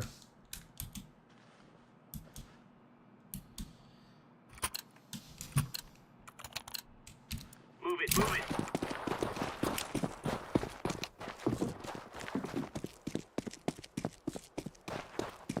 Incendiary. Throwing flashbang. Cat. Flash is long. Cat and long. A split. Somebody come through tons. Top mid by barrels.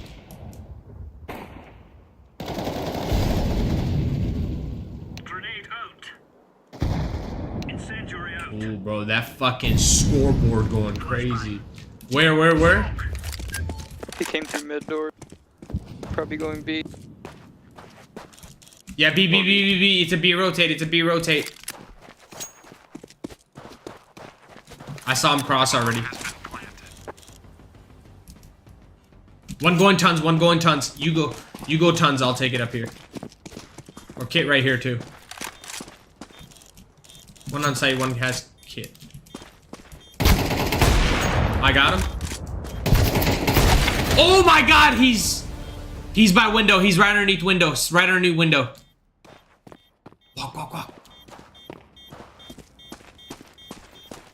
Window.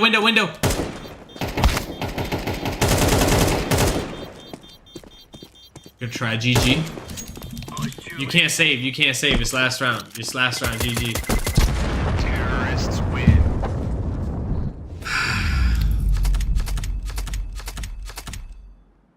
At at least we didn't go 13-0. We're not taking that 13-0, bro. Getting 13-0, bro. They're fucking hacking. I need to see their ranks. If they're unranked. Yo, what the hell? What the helly? Bro, I've been getting kicked up. Bro. Bro, you dead ass right now? You dead ass? You dead ass right now? I'm that bad? Oh no. What the helly, chat? I don't even know what to say. Been taking back-to-back L's, bro. Back-to-back shaboing boing, bro. Dude, I don't know what the fuck's going on with me, bro. I don't know what it is with the last couple of streams have been dog shit with the fucking Counter-Strike games, bro. Oh my god, dude.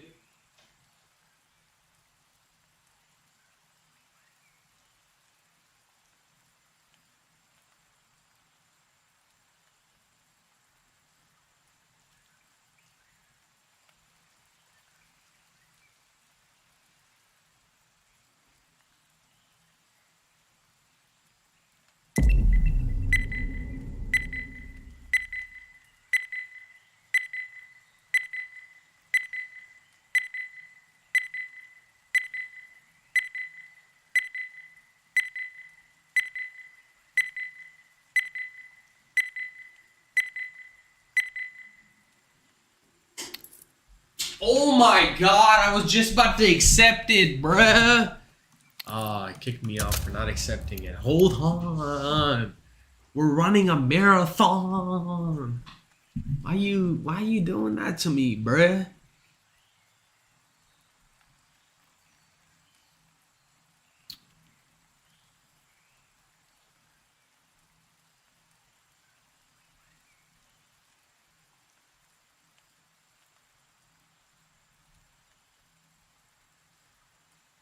Look, chat. I've been running this stream for about an hour or something, bro. But I've really not been yapping as much as I normally do, have I? I feel like I took that little break in between. I took the fucking, like, you know, yap session to another level. I have not been, you know, yapping as much. I don't know what's going on. I feel like the yap sessions have gone down over the time. Over the course of the last couple of months, bro, I've not been yapping as much, which is not normal, you know? I typically yap for hours.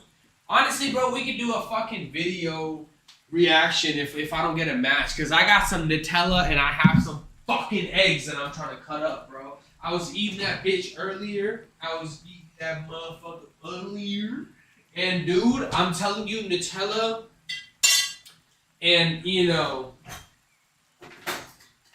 eggs, or not eggs, I'm sorry, apples. I was eating it earlier. Nutella and apples, top tier. Top tier, bro. Top tier. All right, this is not working. It says, you know, retry. I'll retry after, okay? We're gonna get back to, you know, get into the video reactions. Because, dude, it's been a while since the boy has been doing any video reactions. Because there's been a time, you know, where I did that for a little while, and there's been a time where I stopped. You know?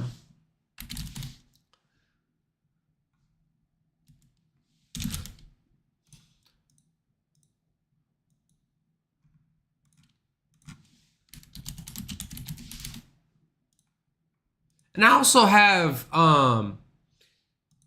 Left 4 Dead 2 that I haven't played in a while. That was a different lifestyle, dude.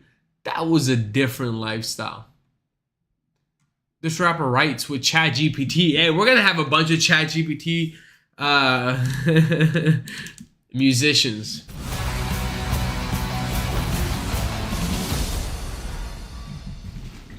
You ready? Take one last ride before summer ends.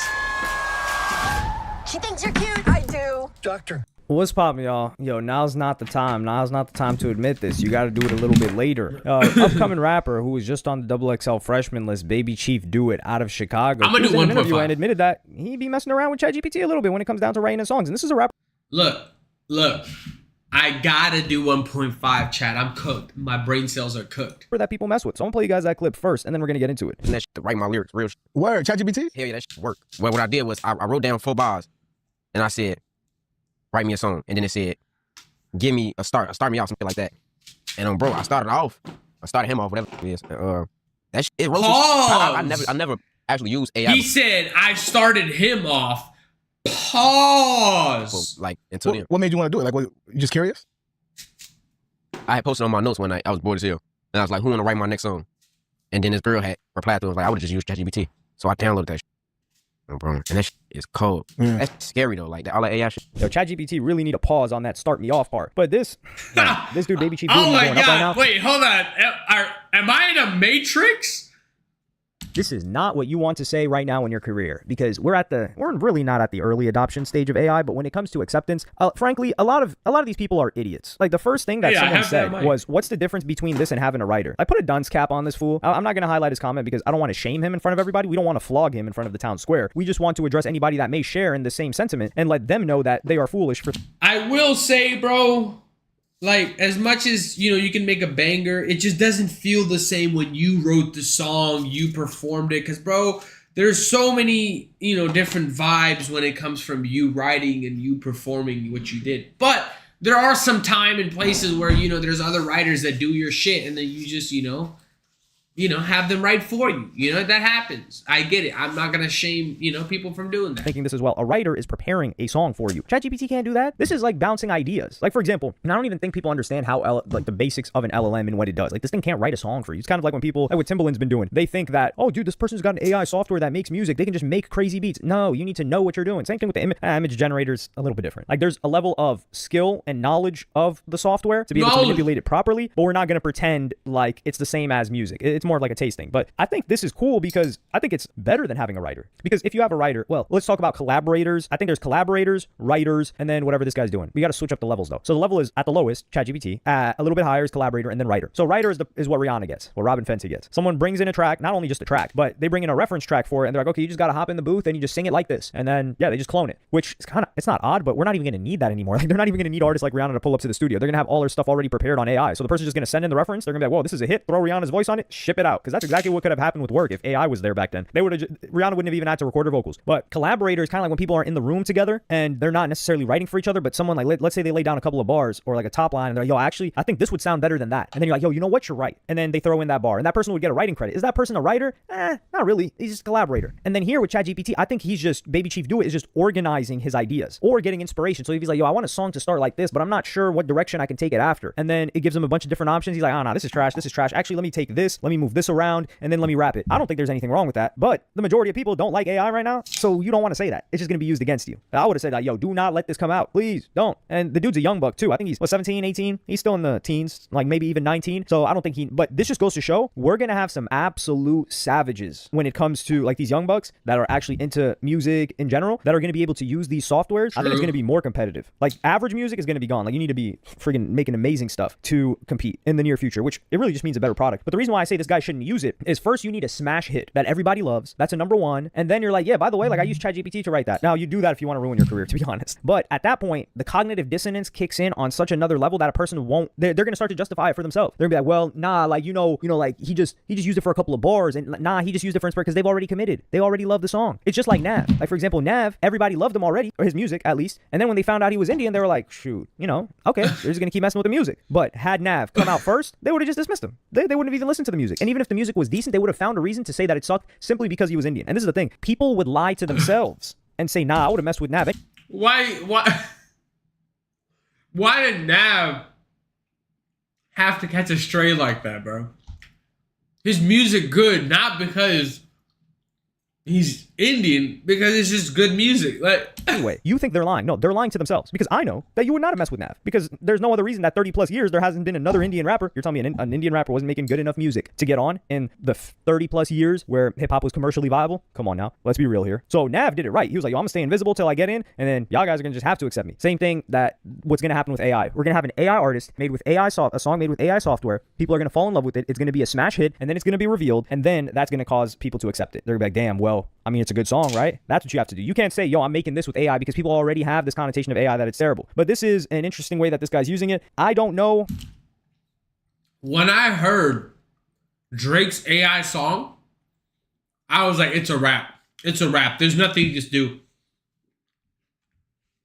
The song Prototype by Drake, it's an AI song. It's not released. It's on YouTube. Prototype by Drake. I don't know if I would get copyrighted, but it's a fire song. You cannot tell if that's Drake or it's AI. It is creating a lot of discussion in the comment section as well. Like some people are like, yo, they just like the honesty. And this is the thing. If you're allowed to use this, for example, I don't think people have a problem with them using this for work. I don't think people have a problem with them using this for, let's say, an outline, right? Like, let's say somebody wants to write a song. And this is where I think having a vision. This is more of a video essay. He's more of a curator, tastemaker than he is. Well, he is a producer, certainly. I'm not taking that away from him, but I'm saying the role that he plays. He's like, okay, we need to have this many producers and these writers, and I'm going to take this verse from this song, and I'm going to take this beat, and I'm going to piece them together. And DJ Khaled is a little bit of this as well, except apparently for Drake, when Drake just hands DJ Khaled songs. I need to, well, I won't ever find out that information. Oh no, I should never say I won't ever. It will be very difficult for me to ever find out that type of information. But what I'm saying is, if somebody's a good songwriter, I think that makes it even better. So like, let's say Baby Chief Dude is like, yo, I'm trying to write songs on these different topics that I just experienced, and I went through this, and this. How should I structure this? So then it's an assistant. It helps the guy out. It's not writing the song for him. The song is still based on his experience. It's still his words, and it's still performed by him. But I just think this is like a knee-jerk gut reaction to it right now, especially the intersection between AI and art. And I understand a lot of the reasoning and apprehension that people have towards it, but it's not going anywhere. And I think this is a healthy use of it by Baby Chief Do It. And he's the first person that we've seen admit it. And if he's the first person that we've seen admit it, that means there's other people doing it, because you can't.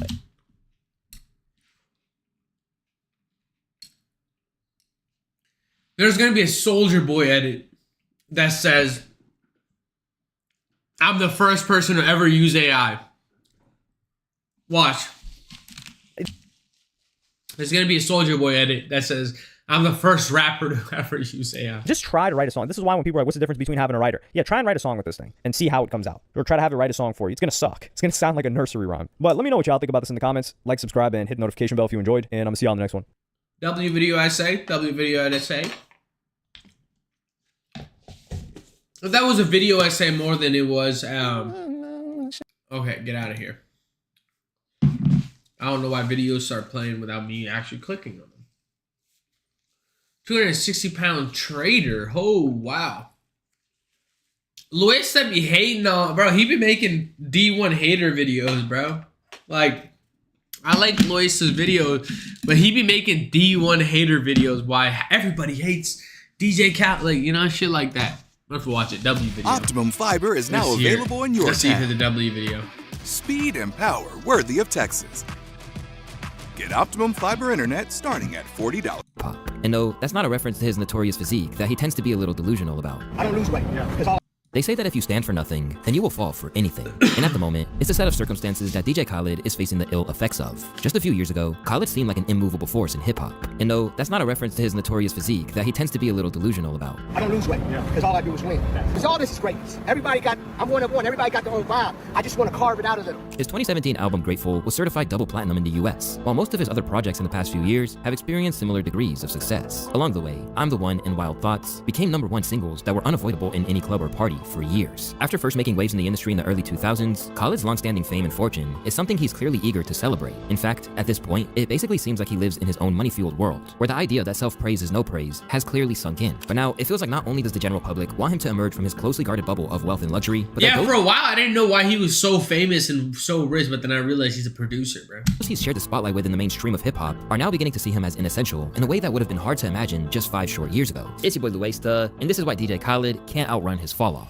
Prior to both the audience and the industry looking as if they're ready to expel him from the game at a moment's notice, DJ Khaled seemed largely beloved by his peers. Granted, there are moments where he made himself a laughingstock with some of his ridiculous moments. You say you don't go down? Nah, never. All of that to say you don't go down? Come on, come on, Khaled. Oh my God. Not even like for her birthday? Nah, listen, Christmas, I put in that work. My work is great. I don't do that. He said, nah, it's not halal. But generally, most people always seem to view him as harmless, if not lovably goofy. Alongside his tendency towards creating memes, he also became one of the first artists to truly harness social media to his advantage by basically chronicling his entire life there. I told everybody, I don't care what money out there, I want it. I want it. Pairs. That's Rick Ross, but pairs. Chill out. So now I got Snapchat. I didn't know Snapchat. I don't even know how to use it yet. While I was doing all that, I didn't know the whole world was watching me. my snap broke from a jet ski. Like the phone got messed up. So, but I was at the Apple store fixing my phone. I turn around, there's like 5,000 people in the store. I said, is Justin Bieber in here? And they start screaming, Lion, DJ Khaled, major key alert. The key is the grass. Bro, the keys era was peak DJ Khaled. Keys. It's brown, now it's green. I ain't give up. They were saying all my talk. People now know DJ Khaled personally, not just for making #1 hits. Between the presence he created online and the massive network of famed musicians who seemed eager to work with him, Khalid came a long way from his early days as a radio DJ. Damn, what the hell is that beard, bro? With Fat Joe as part of Terror Squad. It didn't happen overnight for me. Quincy Jones didn't make Thriller till he was 50 years old. When I turned 40, that was when my biggest success happened. I worked free 90% of my life. 97% of my life I worked for free, but I knew what it would take. And even more impressively, he managed to do this without most of his fans having a full grasp of precisely what he does on his records. He didn't really justify his importance either when asked, maintaining that while he does have skills, he doesn't have to use them as his role to curate the atmosphere from above. There are beatmakers and there are producers, Khalid told Complex. I'm a producer. I put together amazing records, whether that's finding the beat or putting the right hook on there, and picking the right artists on the record. That's me being an A&R, and I'm making sure that they give me their best. A Khalid record is always the best. I make hits, he continued. I find hits and I put hits out. That's what I do. But over time, the cultural temperature on DJ Khalid has changed. Where he once seemed like someone who lucked out and landed on his feet, many fans and creatives now actively see him as a malignant presence. Damn.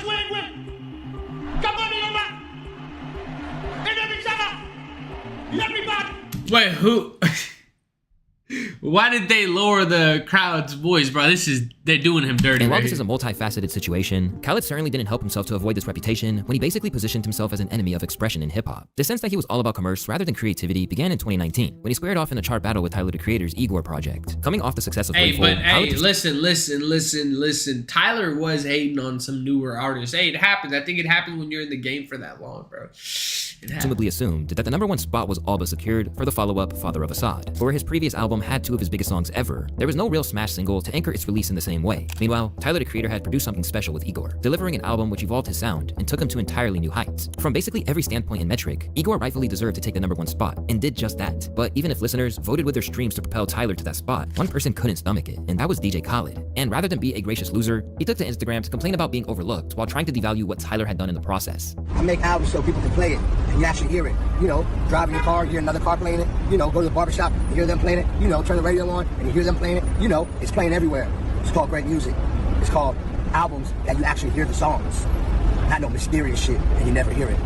On your dome. Immediately, audiences took exception to his dismissive attitude, and along the way, it felt like people collectively woke up to the fact that his success wasn't something he should be taken for granted. When a diehard DJ Khalid I don't like motherfuckers that be hating on the youngins like that, bro. It's my respect for that. Tyler's a way more talented and creative artist. Even his old music is proof of effort and hard work. I've never heard anyone playing his music. And as for those in the industry, they saw him as a hypocrite. And he said, I sell albums, not bundles. You were trying to sell bundles the first week. What are you talking about? If your bundles would have counted and would have counted and would have caused your first week sales to be higher, and somebody called you out for it, you'd be calling him a solo. Rather than respond with anger, Tyler basically laughed it off, pointing out how ridiculous it was that Khaled's entire identity was so wrapped up in being #1 that he went into full meltdown so rapidly. It was fun. It was just watching a man die inside because the guy that, you know, the weirdo was winning. I was moonwalking in a wig. This nigga had everyone on his album. Everyone. But I ain't saying nothing. I just let that #1 speak. The ego had to deal with that because his whole identity is being #1. And when he didn't get that, that sat with him longer in real lifetime than that moment. The ego was deflated. He'll probably never admit it. And since then, Tyler has taken great delight in rubbing his continued success in Khaled's face. And I know you're seething and angry and no one listens to that album. These arena tours that are selling out says different. And if you put that much energy into something, maybe everyone will be proud of you too. Since then, the two have allegedly resolved their issues, with Khalid telling Rolling Stone that he and Tyler chopped it up at Jay-Z's Rock Nation brunch earlier this year. But whether he realized it or not, this incident marked a turning point in how the public saw him. Through that one ill-advised rant about losing the #1 spot, he gave the world a peek behind the curtain at the man away from the Snapchat stories. And rather than seeing someone they could relate to, they saw entitlement, greed, and jealousy. Plus, why is his beard so sparkly, bruh? Label's testimony about how he responded to the chart situation only cemented the idea that the real Khalid wasn't the happy-go-lucky character that provided self-styled inspirational quotes in his IG stories. He was furious, they remarked. There was some nasty stuff said. Publicly, he's all about positivity, but there is a mean side to him that people don't see. He overhyped the record and blew it up as his biggest album ever. In the aftermath of not being formally appointed the best on the charts, it felt like DJ Khalid began to try and assert himself even more and talk up his own accomplishments. But rather than being something that the masses could get behind, it seemed like he was just pushing a misconception of how important he is in the game. Versus battle. Yeah. Who you beating? Who you going against? You know, for me, I wouldn't do a versus right now, but if I ever did one, I would want to do it when I decide to not want to make music no more, because I feel like that's when I would want want my catalog to be praised. Oh, I got hummus. I'm just getting started. But to answer your question, Hey, I got hummus. I really don't see nobody. My catalog is super strong. I'm in Miami. So In the aftermath of his tantrum about Tyler's success, everything he does is now seen as the actions of a prima donna, rather than a hardworking producer whose success was merited. And as he continued to flaunt his wealth, things got ridiculous to the point that he was carried by his security to evade his sneakers getting dirty. I'm gonna get my Jordans dirty. Can I get everybody to help me? Thank you, brother. I appreciate it. Yo, what the fuck? I'm live right now. This can't help but feel pretty tone deaf in a world where so many people have. Who carrying that big body man? Who carrying DJ Khaled? They need a raise. What the fuck? Who carrying DJ Khaled? Work multiple jobs just to keep the lights on. But when you consider what thousands of people are dealing with in the country that his heritage goes back to are experiencing, it feels completely out of whack with what's going on. Aside from Bella Hadid, DJ Khaled is arguably the most famous Palestinian in the world. But where she risked being doxxed and getting shadow banned by Meta to make her voice heard about what's going on in Gaza, Khaled has been hugely criticized for his complete silence. Why'd you make the sign? This man who's a bitch. His name is DJ Khaled. He's Palestinian, and he could be the biggest voice for Palestine if he uses his platform, but he stays silent. Because he want that money, bro. He want that money. He sold his soul, you know what I'm saying? Rather than being a change in art, this is a long-running issue when it comes to his identity. While he has acknowledged that he is of Palestinian descent, he has never truly cast his hat into the ring to stand up for them. Instead, choosing to play it safe and avoid saying anything that might stir controversy. You still have family in Palestine? Yes, I do. How do you get involved politically in the Middle East? I get involved with the peace. You know what I'm saying? Meaning, I'm all about peace. I'm all about unity. I'm all about love, and I want my people, to always be good. Then, in 2016, Khaled was the subject of a diss track by Peace House, as they wrote, 1 month ago, DJ Khaled, a Palestinian-American music producer, performed a concert for Sabra Hummus in California. Sabra Hummus has been on the boycott list for several years now, due to their support for the Israeli military. This was news. Is this hummus? Is this a psyop? I have hummus right here. What is going on? The Matrix is fucking with me. Sabra Hummus in California. Sabra Hummus has been on the boycott list for several years now, due to their support for the Israeli military. This was news to many, who promptly expressed their dismay that he wouldn't stand up for the nation. Never knew that Khaled was such a sellout. The respect I had for him just dropped. And if this felt like basically skirting around the issue, the scrutiny he came under for this non-committal approach for what his people were experiencing has only been magnified since the siege of Palestine began after October 7th, with what was initially billed as retaliation suddenly meeting the criteria for genocide. And now, every post he does is bombarded with comments like this. Your country is under bombardment and you're dancing. Don't call yourself Palestinian. As the situation in Gaza continues to get worse, DJ Khaled continues to keep living his lavish life and posting it all over the internet for people to see. This has led plenty of people to express their disgust over how little he's doing to raise awareness or funds for his homeland, including DL Hughley, who went off on him over that video of him being worried about his sneakers when there's so much horror taking place. So I'll see you exalting God when you make a shot, but I'll watch a 7-year-old Palestinian boy who is praying to God for the strength to bear that his family had been killed. I'll watch you pray to not hit a bunker, and then I will watch a Palestinian family pray that they can find one. We are all people, and everybody can do what they can do. But when I watch you have grown men carry you so you don't f your Jordans, we're used to Palestinians being carried. They're just not alive, they're dead, and they don't have shoes, they don't even have feet. And so, to me, you have gone from DJ Khaled to DJ Callous. You cannot be so oblivious that you forget that the images that you are portraying have an equal and opposite effect. And what it tells people is that somebody that looks like them doesn't care. Why should you? And instead of just staying silent, he's flat out refused to speak even when given a clear chance to do so. Is that DJ Khaled? Hold on. Free Palestine, DJ Khaled! Free Palestine, free Palestine, free Palestine! He didn't say it. Because of this desertion, even his own cousin has emerged to speak out against him. There's no reasons, there's no excuse when you're actually a Palestinian. And for me, my mother lives there, you know what I mean? We're from the same village, same families. There's no excuse, and right now my heart and dedication is everything with Palestine. While his own apathy has led him to being roasted by people like Dave Chappelle. DJ Khaled, let me tell you something. For a Palestinian, this man is awfully quiet right now. As a Palestinian, how could you be so quiet right now? And why are you so fat? People are starving. He's the only fat Palestinian on earth right now. Given how he's handling the situation, the perception is that he values maximizing his money over ever saying anything that might make him a divisive figure. In a lot of ways, this isn't exactly surprising from a man who changed his DJ name from Arab Attack to DJ Khaled in order to distance himself from the notion of terrorism after 9/11. That might be understandable in that it would be insensitive, but as things continue to get worse in Gaza, his silence has been judged.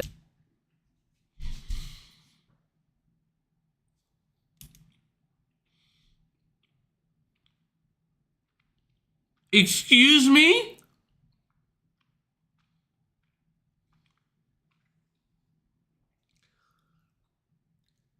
DJ Khaled went by the name of what?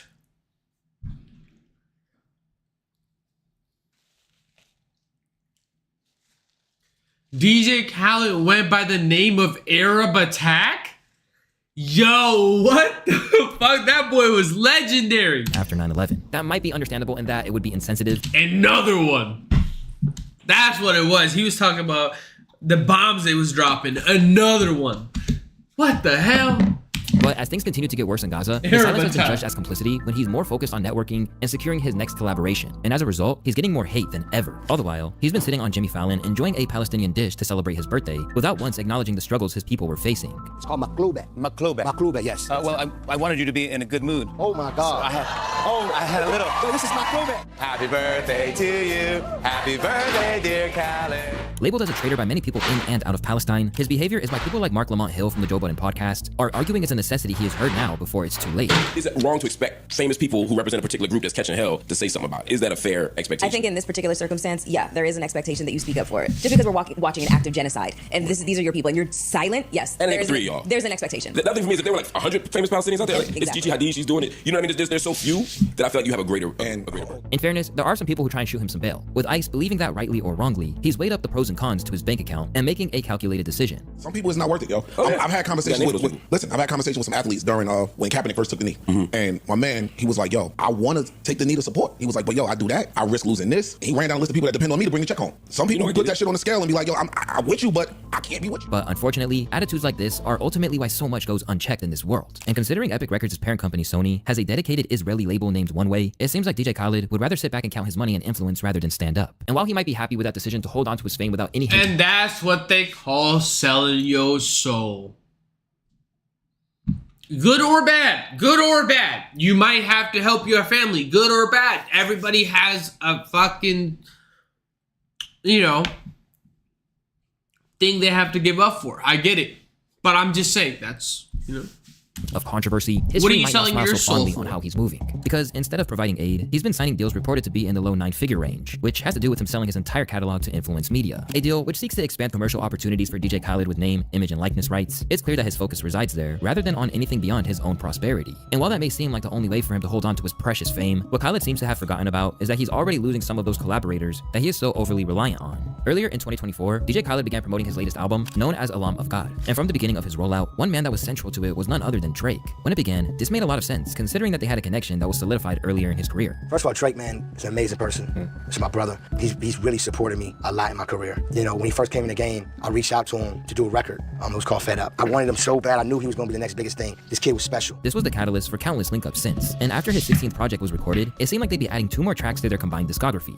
I got 2 Drakes in the can, 2 champagne poppies on my album. You know that, right? Alongside Khalid posting banners, which said he had a duo of Drizzy features, Drake was so interlinked with it all to the point that even when the record had a convoluted Mark Wahlberg featuring trailer that centered around a heist plot, the target was the 2 Drake features. This guy's got 2 Drake songs on it, okay, 2. And as of the beginning of 2025, there was no reason to assume that this wasn't going to play out as planned. Until in February, Khalid made the following post. This not my last album, this my black album, J-Voice. Drake's back to work, so am I. This the one with Drake's. He wrote in a now deleted IG caption, @AO1. Matter of fact, send that record over to @BadGirlRiri. Yo, Riri, everything is locked. But if Khalid was gearing up to begin an assault on the charts, Drake was about to smother the flames when he commented on the announcement claiming, must be @DrakeBell. When it comes to a man whose entire career revolves around being able to gain access to the biggest stars, this was a crushing blow. And within days, must be @DrakeBell. Ooh. The announcement was gone from sight. While looking for answers, Drake's unofficial PR team, Academics, revealed that things weren't as rosy as they. Damn, Academics caught a shot? Announcement was gone from sight. While looking for answers, Drake's unofficial PR team is a shot. Academics revealed that things weren't as rosy as they seemed between them, and hadn't been for a long time. In fact, there were even lopsided splits just to secure the last few Drizzy features. Remember that one song, To The Max? I'll give a story on that. Remember I told you there was an artist that was so desperate to get a song out with Drake that Drake took 95% of the song? Tell me if I'm lying. Khalid, Drake, anybody else? Don't ask me how I know. Drake said no 55 times. You said you needed the song. Drake said, bro, he said, whatever you need. They came back business-wise that Drake owns 95% of this publishing because they didn't want the song out at the time. He didn't think it was in line with what he was doing. And with Drake suddenly calling the shots on IG, it seems like he's now flexing this power in public, perhaps as a means of getting as much of the bag as possible. Aside from this possibility, Academics also suggested that maybe they simply weren't friends in the way that Khalid envisioned, or that Drake grew tired of the over-reliance that people have on him. And now, Khalid is facing the consequences of that. The point is this. It's not about the business. Because at the time when Drake is the top artist in the world and he's giving out the stimmies. Bro said, I got 2 Drake songs in my new album. Bro is like, let me just hold your ball sack, Drake. Even when he didn't want to put out a record that made bro out here just gargling his nuts. He's looking at like, my fans ain't gonna quit this right now. He did it because of y'all. Oh, well, I'm dropping my album, Drake. I need a feature. It can't be all about you. Y'all all got what y'all needed to get. These days, it's clear Drake is done doing favors. On tracks like What Did I Miss? Yeah, he was fucking gargling Drake's nuts for real.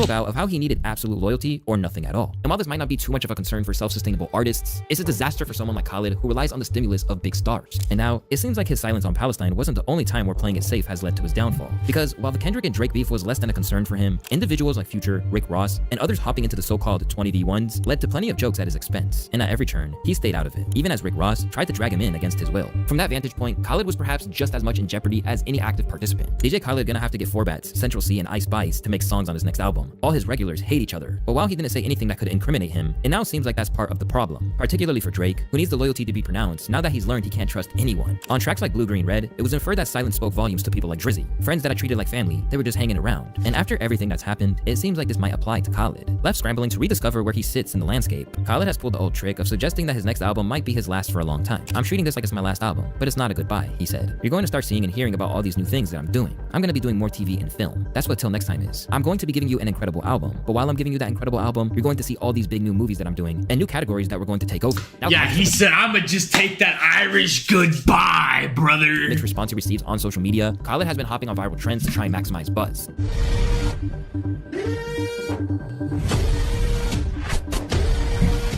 And as he tends to these days, overstating his role in the culture, claiming that he was there for things or predated an artist's rise in ways that are numerically impossible. You know, I was there when Lil Wayne met Birdman. I used to work at the record store, and Lil Wayne used to go to the record store, and I used to DJ at the record store. And Birdman used to pull up to the record store, out their trunk, bring cassettes at that time. This is back when this is before they had their deal. Right. They would sell the tapes. And I remember it was like a BG tape, and then like a Juvenile, and record companies used to call all the time saying, is this really selling that much? And I'm like, yeah. You would drop it off, and it would sell in 5 seconds. Like it would sell out. Majority of the biggest artists that we all love out here, I came up with them at that time. I was either younger or we was grinding at the same time. I remember meeting Future before Future was Future. You know that saying, I was there? Yeah. I was there. Right. Considering that Birdman is essentially a father figure to Wayne and knew him since he was a kid, that's literally impossible. But it's not just long-term collaborators like Drake who are lashing out against him either. Recently, he became an object of disdain for Kodak Black. Although he had worked with him previously on the God Did track It Ain't Safe with Nardo Wick, he recently released a new snippet where he boldly declares, all we do is win-win. Fuck DJ Khalid. Once again, the issue comes down to Khalid playing all sides. Because while it's caused confusion, it seems like his That's the thing, bro. You have to choose sides.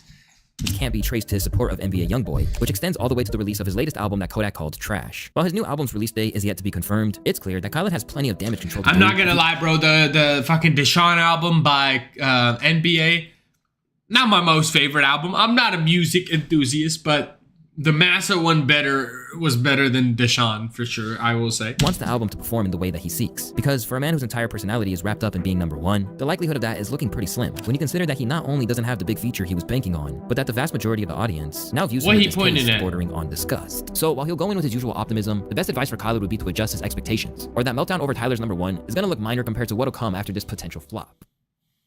Ooh, W video. Oh my God, shut up.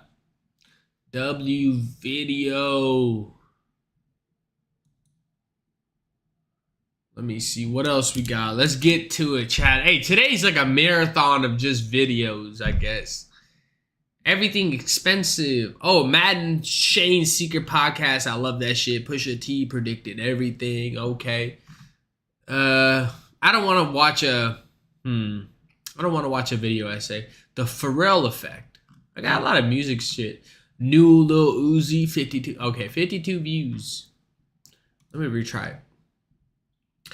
I'm trying to try, new video. Lil Mabu can't accept his downfall. Oh my God, this might be it. Yeah, I think Lil Mabu refuses to let go, and as each month passes, he just continues sinking into new lows. That I knew was his the lowest. That was the lowest moment. This picture of Lil Mabu was the lowest moment.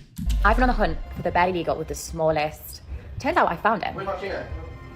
I didn't know they came that small. Once seen as a teenage marketing genius, not only did this drill rapper image of his turn out to be fake, however, what goes up must come down. And as we're about to see, Mabu's downfall has been even faster than his come up. But what really happened to Lil Mabu? Well, with the truth about him finally surfacing, he's now left desperately fighting for any last drop of clout in a game that has already moved on. You know you're down bad when you have to stoop to using adult film actresses such as Bonnie Blue, who's fresh off of making one of the most outrageous headlines I've ever seen, in order to promote your music. And not only that, but then to go as far as to literally dedicate an entire song to her is crazy.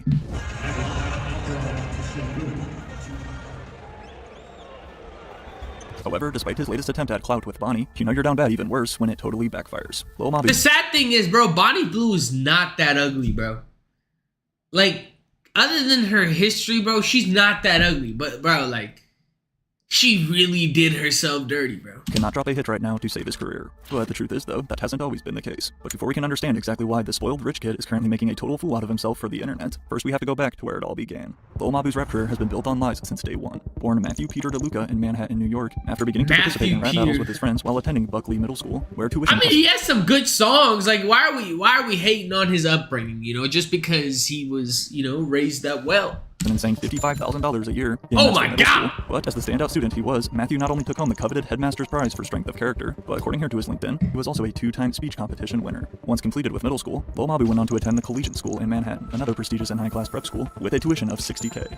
My name is Matthew DeLuca. I go to the Collegiate School. I'm in 9th grade, and my favorite thing about Kids Walk for MSK Kids is getting together with friends and family to support. Bro, getting that much money from upstate New York winning awards for strength of character is not what you think of when it comes to a drill rapper. In fact, it's the complete opposite. However, that's a major reason why it worked so well. Whether you like him or not, there's no denying Lil Mabu's ability to market. A kid who simply understood the internet better than his peers, Mabu knows how to draw attention. But as controversy and hate have definitely played a big role in his rise to fame, the question remains, is all press good press? Oh, you know where you at right now? Like, why me take everything off you, bro? Like, I'm outside Dolly. You know Mabu's body, bro. Yo, Mabu, like, what you got on you? Like, oh, you got the now. With nearly 15 million views just on YouTube of this fake clip showing Mabu strapped, again, he knows how to play into the memes and turn them into millions of views. Or at least he used to. Because despite thriving off the viral hate in the past, building an audience entirely from viral moments and trends can only take you so far. Correct? Well, take this clip last year too, for example, which also went viral, as Lil Mabu appears to almost end himself.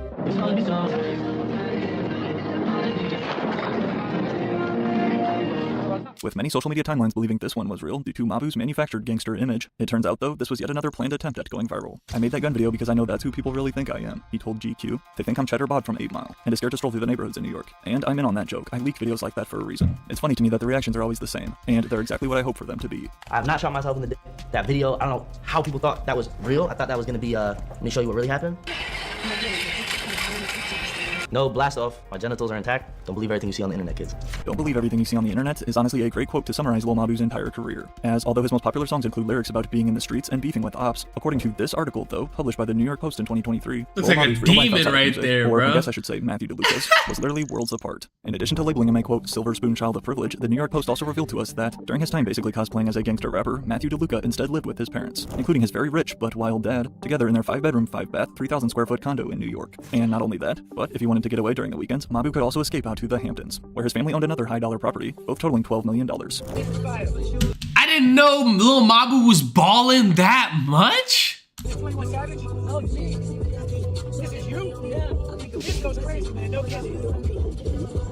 Lil Mabu's dad may appear to be nice and friendly, but as we're about to see later in the video, there's actually a much darker side to him. LMAO, no shit, reads one fan's reaction after reading the article. Did people actually think Mabu was a demon? He's a good, rich, white kid from the burbs, rapping like he's from the block. You don't have street cred, said another Bronx rapper, Shy K, who has worked with Lil Mabu. Why can't it just be an artist thing, bro? Maybe he just might be an artist, bro. But they just respect it because they know he has music talent. Now, depending on who you ask, some people will tell you that's not true. However, prior to becoming an online drill sensation, Lil Mabu actually started off making a totally different style of music. Dropped a 30 on a necklace, stacking money up like I'm at a Tetris. What you just heard right there was a snippet of Lil Mabu's first ever song titled Glue. Instead of his hard-hitting drill style we're used to, Mabu's first tracks were more melodic type of tunes. Nonetheless, as a young fan of rap growing up in New York, it was only a matter of time before Mabu got introduced to drill, a subgenre of hip-hop with a reputation to be quite dangerous, so much so that even the mayor of New York City, Eric Adams, literally called for, quote, social media to ban drill rap videos for promoting violence, contrary to the mayor's own son strongly disagreeing. People who are using drill rapping to post who they and then antagonize the people who they are going to.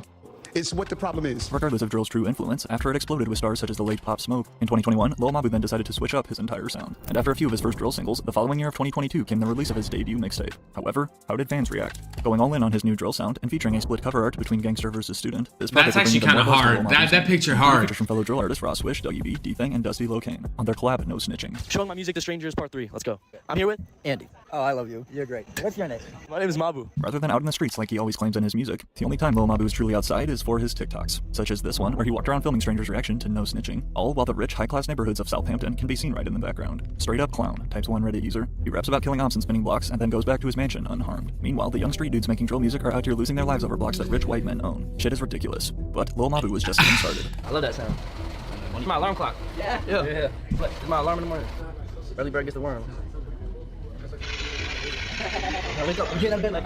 as Lil Mabu continued crafting his own fake rap image similar to that of Lil Dicky, for example, another rapper who also makes jokes about his outsider spot in hip-hop. But the only variance, though, is that Lil Mabu raps about street topics, and as he was about to quickly find out, there's a drastic difference between being in on the joke versus becoming the joke. Why do people really hate like somebody claiming the streets even though they might like the music, you know? Now, as much as Mabu wants to align himself with this world, at a certain point he does begin to realize that there is value in him looking like an anomaly in drill, looking like an outsider to some extent, as most of his songs and YouTube shorts and music videos are kind of dripping with irreverence and mockery, intentional or not. It's clear he doesn't take the music that he's standing on all that seriously in terms of the content it's delivering, and is mostly just using it as a platform to act like a clown and gain clout. Acting like a clown to gain clout is yet another perfect way to describe Lil Mabu. But although it's clear that the internet has now moved on from him, back in 2022 though, that was far from the case. To finish out the year, Lil Mabu teamed up with New York drill rapper Didi Osama for their track Throw. And along with being the #1 trending music video on YouTube the week it released, Throw's music video also includes this controversial scene.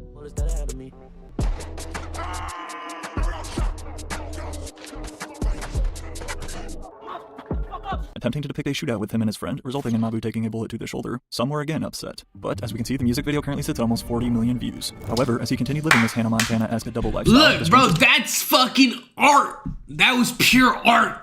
Thing then happened. You would think that cosplaying as a gangster drill rapper from the hood would immediately turn away actual drill rappers from linking up and working with him. But that's the opposite of what went down. Are you familiar with Lil Mabu? The little white kid from New York doing the drill. Yeah, He's the yeah, only yeah. one. He's hard. Yeah, you know with it? He's hard. In addition to collaborating with drill artists like Didi Osama and Dusty Locane to name a few, the list goes on and on of rappers Lil Mabu has now linked up with. From mainstream stars such as Lil Durk, Lil Baby, and NBA Youngboy, to then others like NLE Choppa, PNB Rock, and 5AO Foreign. Again, it's just odd to see these guys embrace him so much. Thus, naturally, more questions were raised, such as, is Lil Mabu an industry plant? And could the true reason behind his success be a little deeper?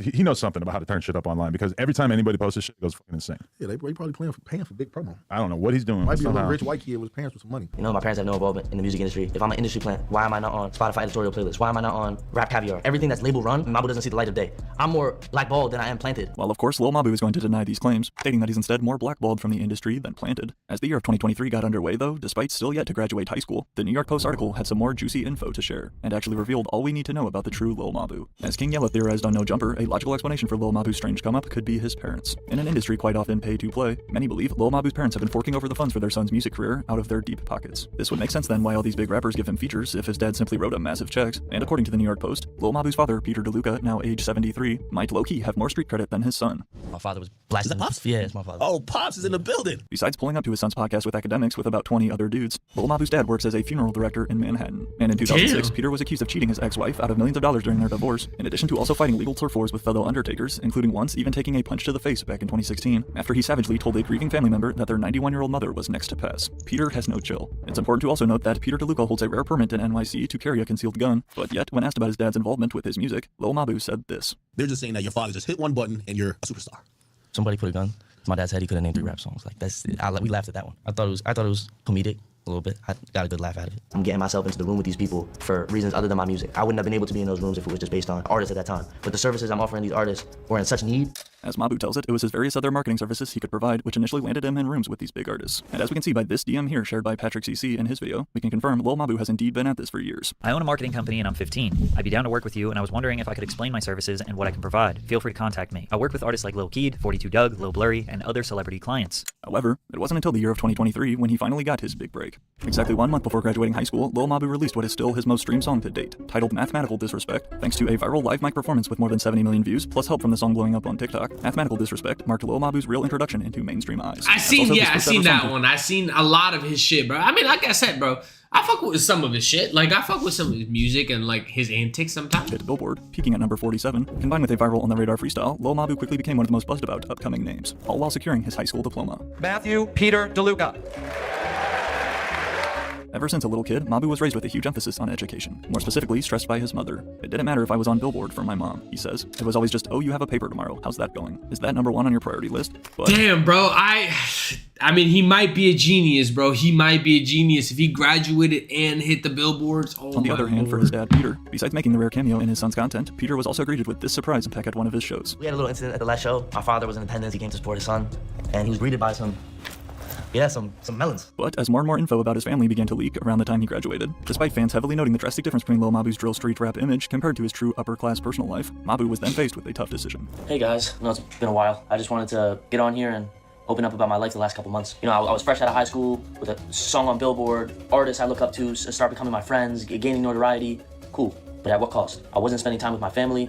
I neglected meaningful friendships. I lost valuable moments of my childhood that I can't get back. Stating that he was conflicted on which route to choose, thanks to likely a lot of push from his mother, Lil Mabu then revealed his next move. And while it is the most common path students go after high school, as we're about to see in a second, with him even confirming his real intent to an employee at Icebox, I believe deep down, Lil Mabu knew the truth behind his decision. You know, over the summer, I've gotten some crazy offers and deals I could have entered into, but I told them, guess what? I'm going to college. And they looked at me like I was crazy. They were like, Mabu, like, you understand, like, you're not a regular kid. Fresh off of his viral single, Lil Mabu announced that he had enrolled in college. And according to his LinkedIn, he decided to study business at Emory University with a concentration in marketing, while also still serving as CEO of Lil Mabu Enterprises. Located in Atlanta, Emory University is another prestigious private school with an enrollment of... In Atlanta, bro. He got in the hub of music, just bro. over 15,000 students, one of those being Matthew DeLuca, aka Lil Mabu. Bro, you gonna go online college, I'm telling you. Nah, I'm doing it in person. Definitely doing it in person. Bro, you gonna be too popular. Nah, I'm innocent. You don't got all these dudes at college with you.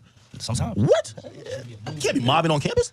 I'm big man on campus, bro. Despite his internet fame, Lil Mabu's main focus remained on keeping his GPA up. However, unfortunately that didn't stop him from continuing to make music, describing himself as being in school by day and then in the streets by nighttime. As you can see, after transforming his freshman dorm room... Hey, that's me with the comedy shits. With the comedy shits. Hey, good grades by the morning. Hey, heavy club sets by the night. Into a makeshift studio and recording under the bunk bed, termed by him as, quote, dorm sessions, Lil Mabu continued releasing music while in college, including having mainstream rappers such as NLE Choppa pull up to his dorm to record a remix to NLE's Shotta Flow 7. Welcome to the studio, yeah. About to break the record. How many people in this one? Damn! Besides a few noise complaints, it seemed to work out. But throughout it all, Lil Mabu still made sure to keep school his #1 priority, never skipping a single class, even noting how he had to make sure he attended his class via Zoom while out in Utah recording with NBA YoungBoy. Clearly, Mabu's new status as a college student did not hold him back. If you got a paper due at midnight, but you got a dope idea for a song, it's 4 o'clock, what are we doing first? I'ma probably do the paper, get my brain in gear, and then do the song. I'll probably do it. Okay. Although, at this point, Lil Mabu wasn't quite finished going viral, keeping to his same strategy though. He must be smart as hell, bro. How is he doing both? I'm over here, yeah, bro, I can't write my fucking college algebra. Like, what the hell? Back in Biden. First, there was the release of Mr. Take Your Bitch, still the most viewed music video on his channel. Lil Mabu teamed up with Krishan Rock for a single that I regret ever knowing existed. Well, but I like that song. I think Krishan just sucks. I'm gonna lie to you, like, she's just horrible. You should roll her song too. You should roll her part, like. As a diss track aimed at Krishan's baby daddy and fellow rapper Blueface, with a chorus reading, I like blue faces, so I took his baby. Certainly not a flex by any means, despite academics telling Lil Mabu he should have also written Krishan's verse. As it turns out, he apparently actually did. That's you wrote the diss. You could have at least let the right.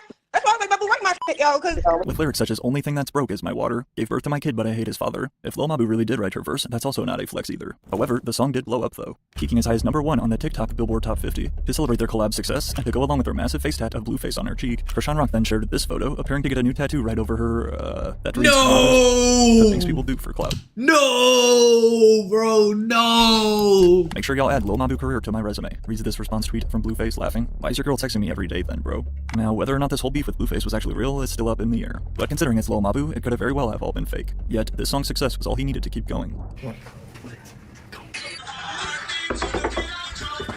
In addition to pulling pranks together in Mabu's freshman dorm, fellow New York rapper 504 also seemed to take a liking to Lil Mabu. As then, why is he in a freshman dorm though? In December of 2023, the two teamed up for the release of a new single titled Teach Me How to Drill. Okay, kids, now let me tell you what's been going on. It's been a lot of ops. Once again going viral, mainly due to the contrast between the two, with Lil Mabu seen in a classroom learning about drill. Although by this point word had spread of Mabu's rich family, he simply continued to thrive off the hate, with everything he touched seeming to go viral. However, only 2 years later though, here in 2025, Lil Mabu has clearly lost that magic touch. So what happened? How did Lil Mabu fall so hard? As a freshman in college, Lil Mabu seemed to have it all. But as that next year of 2024 rolled around, everything changed forever, and it all started with his debut album. From the very first moment Lil Mabu went viral, it was obvious that he was not built to be an album type of artist, and Young Genius proved exactly why. At a painful total of 25 tracks, and including features from guys like Lil Baby, Didi Osama, and Lil RT, to put it simply, Lil Mabu's debut album was terrible. Young Genius. Yeah, all the biting, all the cultural robbery, all that stuff that you can apply to Ian, it also applies even more to Lil Mabu. And yeah, bro, they be hating on Ian too, bro. I mean, then again, Lil Mabu is a little bit more musically established than Ian, but, you know. Blissfully unaware of just how gross his existence in the world of drill music is. And every time I see, I don't know who this guy is, but every time I see him in a video chat, like, he just be hating. I don't know. White privilege, if you want to call it that, has taken him. Released independently via his own label, Young Genius Academy, not only did this album fail to chart, but with no sales numbers reported either by Billboard, it's very safe to assume Young Genius flopped, and rightfully so. We're going to be going through our top 10 worst songs of the year. Is that what we're doing? I have Oppie Day by Lil Mabu. He had to make the list, but I don't think anyone on this list is more deserving of a spot than Lil Mabu. Mabu, so shout out to Lil Mabu. Including one of the worst songs of the year, Happy Day by Lil Mabu. Or should I say Lil Mabu. This debut album 100% confirmed what many Why are they doing Lil Mabu like that? Lil Mabu is just a gimmick. And rather than his musical talent, the only reason he gets plays is from TikTok trends and skits. Now, how many of his streams too are fake? Probably quite a bit. But as we've seen with other gimmick rappers in the past, including Dave Blunt's most recently, they never last in the long run. However, Lil Mabu, Bro, that Dave Blunt, bro, he's not surviving very long, bro. That boy has some real health issues he has to worry about, bro. wasn't ready to call it quits. And after nobody cared about his debut album, he then knew he had to revert back to what worked. Or at least what used to work. Once it was announced that Lil Mabu did not make the cut for the 2024 XXL freshman list, while other names like Four Bats and Big X the Plug did, Lil Mabu decided to fire back with a new diss track aimed at XXL, titled Bang Bang. That was slick. Thank God y'all ain't let me in that class. I would have shot it up. Bang.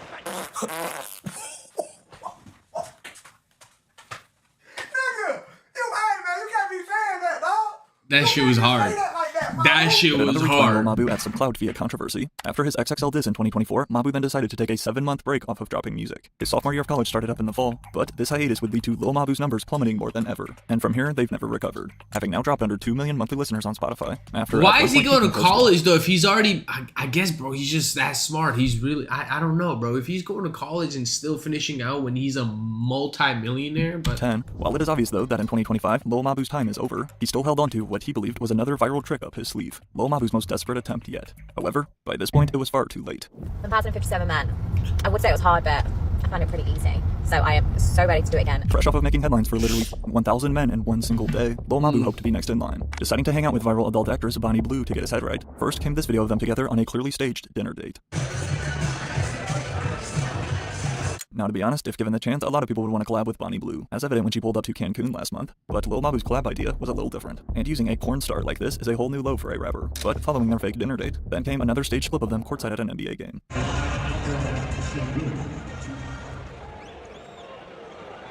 She was tying my shoe. She was tying my shoe, NBA. Matthew, did you get banned from the NBA? Yup, sure did. Going on to reveal that apparently he got banned from all NBA and WNBA games for life. Making a few headlines like this, though, was probably exactly what Lil Mabu wanted. However, when it then came time to use this attention, though, to promote his new song, nobody cared at all. Her holes are for everyone, but her heart is mine, reads Lil Mabu's desperate caption in bed. As his first and as of now only song of 2025, then arrived Bonnie Blue in March, featuring an incredibly fake photoshopped cover art attempting to show us that Mabu arrived too, and I'm still gonna blur it for YouTube just to be safe. But the song itself, though, was another major flop. How it feel to be abused by me and 10 black dudes. Oh my God. We made the wrong guy famous, the top comment reads. The fall off is insane. Bro risked being seen with Bonnie Blue to get his views up, only for him to get even lower than he used to. As it stands, the internet has finally had enough of Lil Mabu's games, and with each gimmick only getting worse, the days of so now we know not to fucking fall in love with the porn star. That's like a, downward trajectory. His rapper are behind us. However, should we really feel bad for Timothée Chalamet? Or, Lil Mabu? Would you ever do Mabu, you think? Lil Mabu? Oh my God, dude, that is funny. That's an alternate time. I'm him in an alternate time. Oh yeah.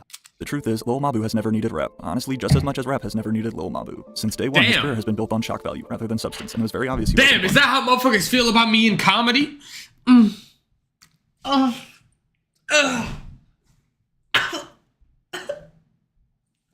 To last, whether or not he wants to admit it.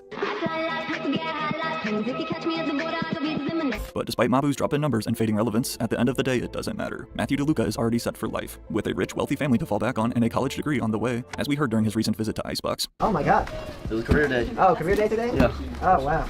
I definitely made the right choice, recalls Mabu of enrolling in college, and honestly, I couldn't agree more. So with that being said, does that actually make Lil Mabu a genius then, who simply got his bag and dipped? Well, while the story of Lil Mabu serves as a cautionary tale of clout addiction, at still the young age of 20 years old, there's no telling where Matthew DeLuca's connections will lead him next, and perhaps that was his plan all along. Damn, bro, W video, bro, that's the thing. Did he fucking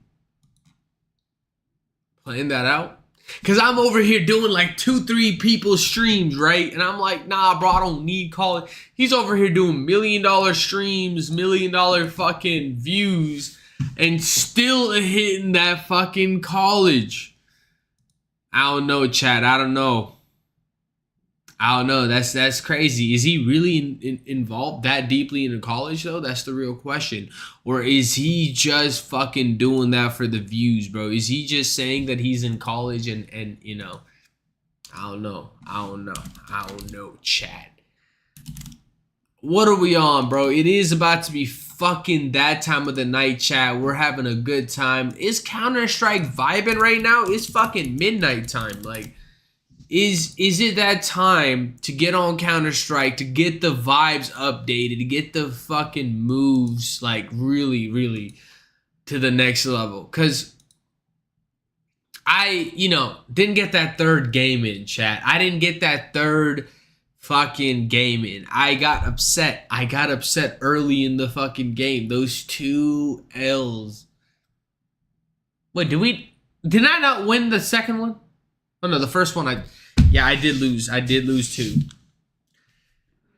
First one was just getting kicked off the team. That's right. The second one was just the actual L that, I felt like, we didn't completely lose just because we didn't do a 13-0 and we came back from somebody being a hacker on our team, just because of that fact. I like to think we didn't completely lose because we did come back, chat. Look, at the end of the day, if you come back from a fucking 11-0, or was it a 12-0?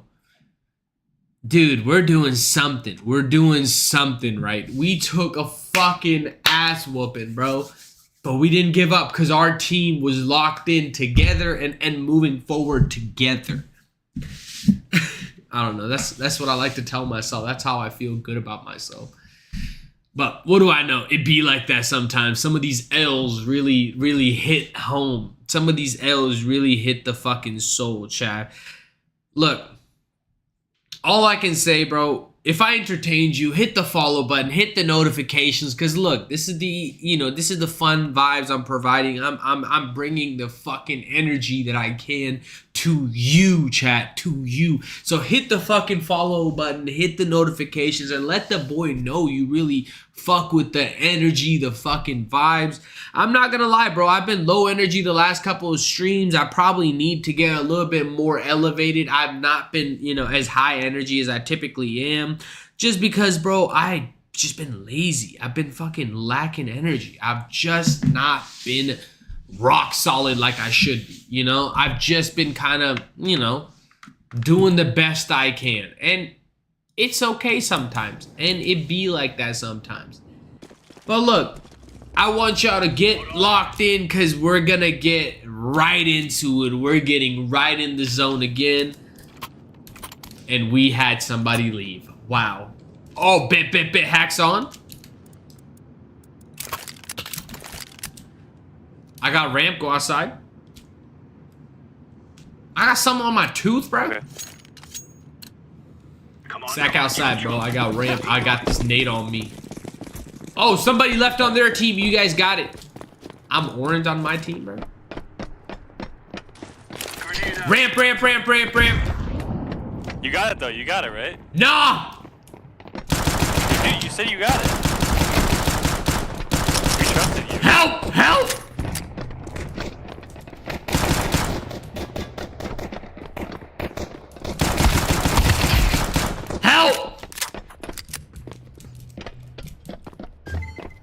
Team! Don't worry, bro. Don't worry. Bombs on me. Alright, bet. Appreciate it. I held it down as much as I could, team. I got it like that! Lemon squeezy. Oh! Spray paint if you zesty. Mr. Muncher, I'm afraid of the power I hold. Alright, bet. Come on. You can play with my testes. Oh, shit. Do we get a W right here? Do we get a surrender right here, bruh? Yo. If they surrender, bro, do we get double XP? Do I finally get to rank up? Chat, look, we having a good time, bro. We're having a good time. We're gonna try to fucking hope that I get a surrender. So, if I get somebody to surrender, that's a good day. That's a good day.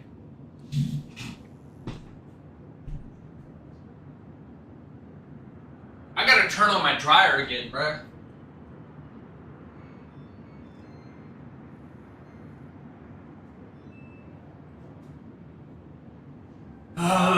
Bro, bro? What's going on? Oh shit! Oh shit! I didn't know time went by that quick. They joined? Holy fuck. Wait, Brian?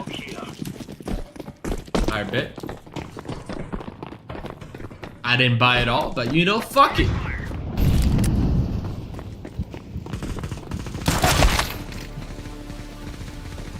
Lobby? 2 lobby, 1 ramp? I think one went down.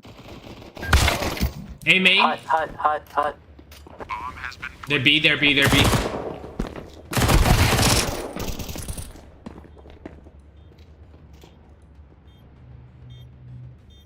One double doors. 1 double, 1 single. 1 double doors. Dead. Oh my god, you're so good.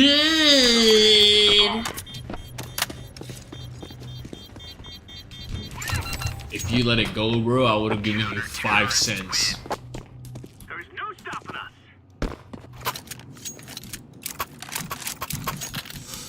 Ooh wee. Ooh. Oh. We got the opperoni.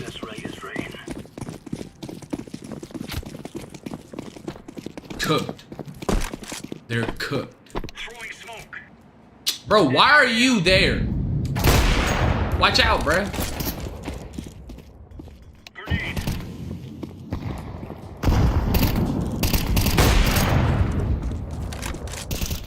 They are cooked. I got the opperoni on me, bruh. Opperoni.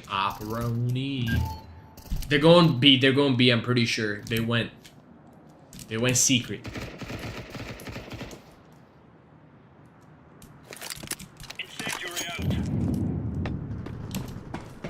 Are they B? Yeah. I heard one some ladder. No, that's me. That's me. Oh, that's you, yeah.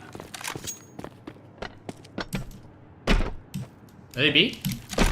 I don't see anyone. Alright, somebody stay A. I'm at B. I'll watch single. Oh! One single. Oh, bomb down. Bomb down. Bomb down single.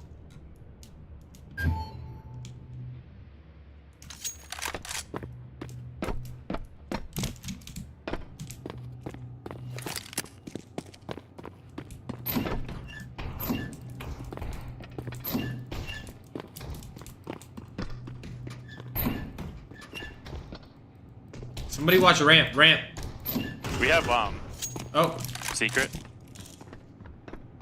Don't worry about it.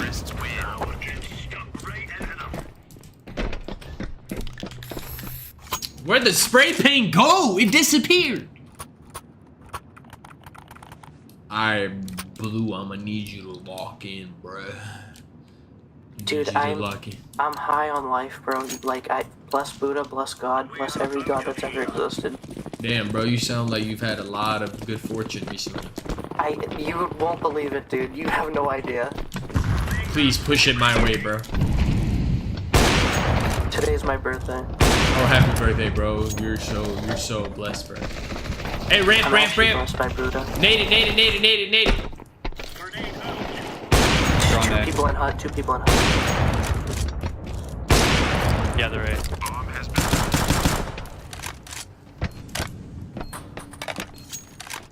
They know I'm going mini.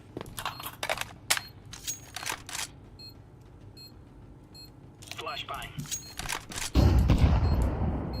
They definitely know I'm going mini. One on top of hut, one lobby. Or one, yeah. Terrorists win. I said one lobby. Well, no, there was another guy in fucking Squeaky. There's It's all good, bro. They needed that. Everybody rush outside. Okay. No, I'm just kidding. I got outside. Somebody go banana. You got it? Somebody got Sure? it. Somebody go ramp, though. I got it outside. I can get ramp. Okay, I'll go ahead. I bet I got it outside, bro. Don't worry about it. Alright, I got you. You got it, though? You sure? Yeah, for sure. Alright.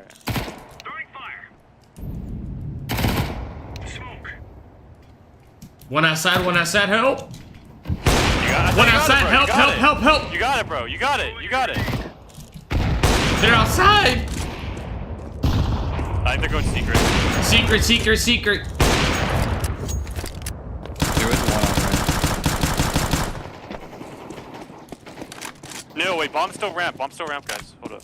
Yeah, it's B though. It's B. It's B. It's B.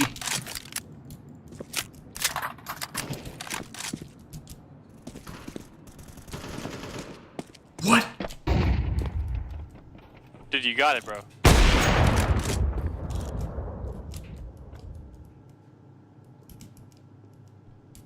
You jumped down.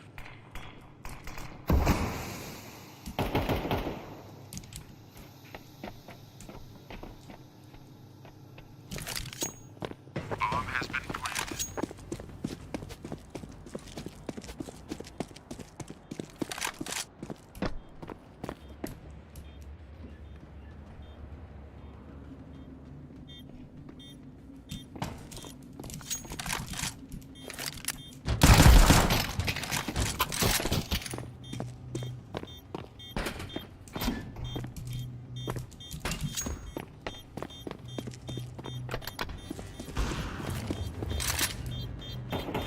You got this, bro. You got this. Good job, bro. Good job. You got it. You got it. You got time. Best. Fuck! I'm broke as hell, bro. Hey, everybody rush ramp. Everybody rush ramp. Let's just run behind them. Everybody, 3, 2, 1. Let's get in that ass. We are good to go. We need this dub, bro. We need this dub right here. Throwing flashbang.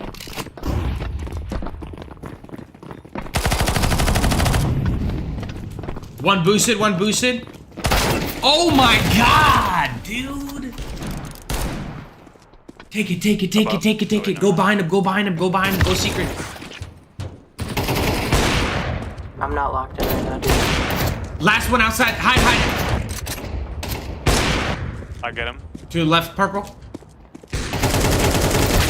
Oh my god, you're dog shit. You're dog shit, dude. You're doo-doo. You're doo-doo.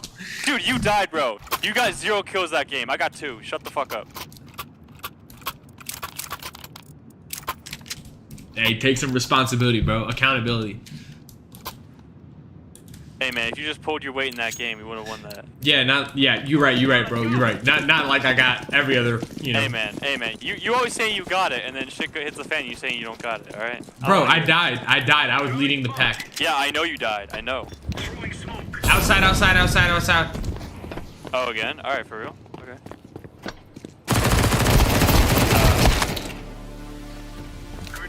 One sitting in spawn. One, they're going secret.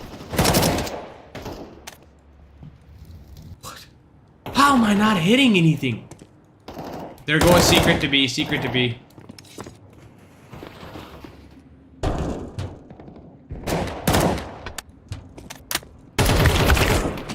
Yep, secret.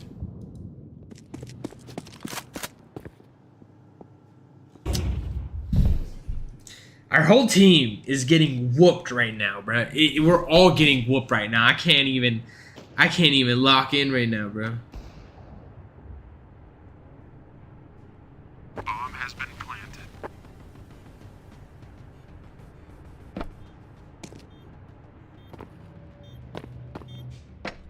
Pisses me the fuck off. Fuck! What?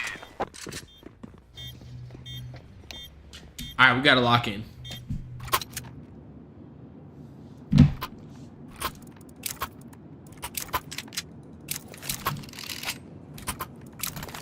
Alright, stack outside, stack outside.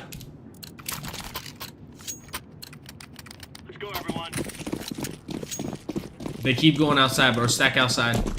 Not fucking FPS dropping? I What's see going? 0 people going outside. Yeah, no, I'm coming behind them. I'm coming from the other side. I'm coming from double over. I hear them outside. Outside, outside. Play time, play time.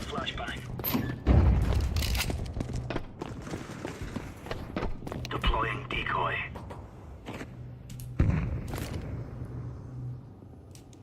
Going secret? What?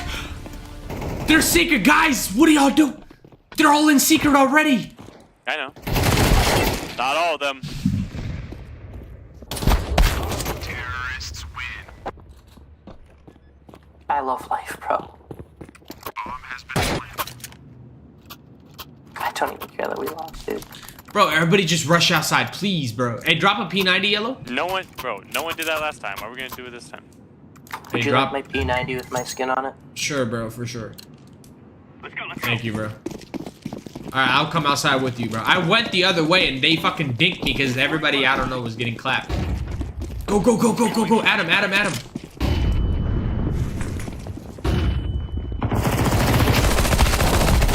They're all there, they're all there. Nade him, nade him, nade him. I didn't have a grenade.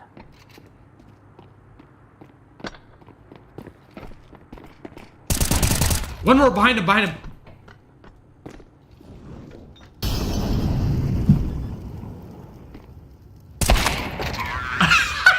Slow peak underrated.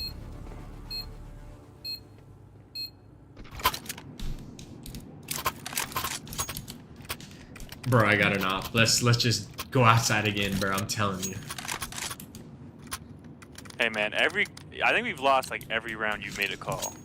Bro, no, we haven't. Y'all just don't follow through, bro. I'm still trying to top frag. Says Y'all, you, bro. Says you, bro. You the one y'all that's haven't never- getting you kills. are never See, following nobody's through. following. It's okay, dude. Let's Dude, just what all are be you even friends and saying, chill. bro? Yeah, bro. Let's just be happy, dude. I'm so Outside, happy outside, right now, outside, dude. outside. Let's not yell. Dude, how'd you die? I'm just trying to be Dude, happy. my fucking team is rage baiting me, bro. They're rage baiting me.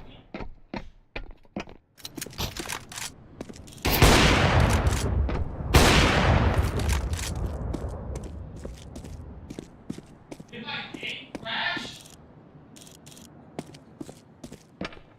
Bomb has been planted. Is it A or B? I can't even fucking tell, bro. It's B, dude. I'm retarded.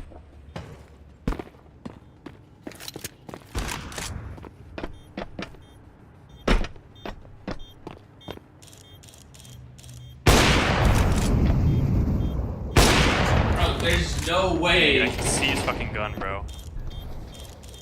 This sucks, bro. I know he's right there, but I can't fucking do shit about it. Drop smoke!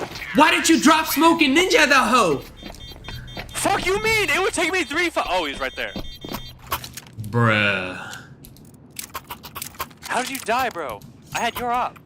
Bro, cause nobody's helping me outside. I'm getting my cheeks wide blasted. So maybe stop going outside and we just play. Bro, retake? we literally lose every round since they've been going outside, bro. Yeah, because you keep dying and then we're down a player for the rest of the game. No, I'm top fragging y'all dog shit. Nuh-uh. What? Sorry, dude, They're going vent. I didn't really mean to bottom frag. I'm just having a good night, and I just can't focus right One now. went But vent. I'll try to lock in. One went vent, they're going B. Mini? One's mini. Yeah. Secret, secret, secret, secret.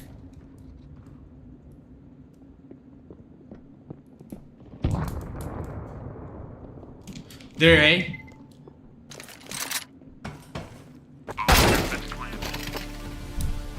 I got stuck. I got stuck. Bro. Ain't no way. You got this. Bruh. Bro, we've lost 8 rounds straight. We need to lock in. And drop an op yellow. Drop an op yellow, bro, please. No. Here, behind you, right here. We're in a rush ramp. We don't need an op for ramp. Thank you, bro. Never mind. Alright, you guys rush ramp. I got outside, bro. Just rush ramp. Alright, let's see it. I'm pissed off.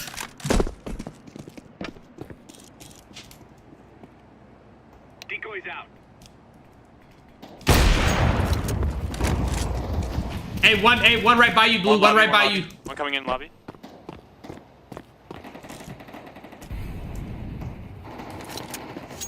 Nice shit. Good shit. All cause I got an op. Right, for sure. I got that one pick right off the bat. This is what we have been working for. just Hey, wanted to Yellow, bless it's you. all good, bro. You're doing the best you can, bro. You can. I just wanted to bless you, bro, with my luck. Yeah, you blessed me for real, bro. You blessed me. Alright, bet. Let's hit it outside. Let's go secret to B. No, secret. Ramp. No. Ramp. Secret, bro. Trust me. Follow me. No. See, they're following me. They're following No, me. bro. Y'all gonna They're following fucking me. get whooped. Don't go. I'm Lisan Al Gaib. Alright, they think we're outside, bro. See? Now we just go down. Easy. Wait, grab the bomb. Low key. We need the bomb. Bomb down.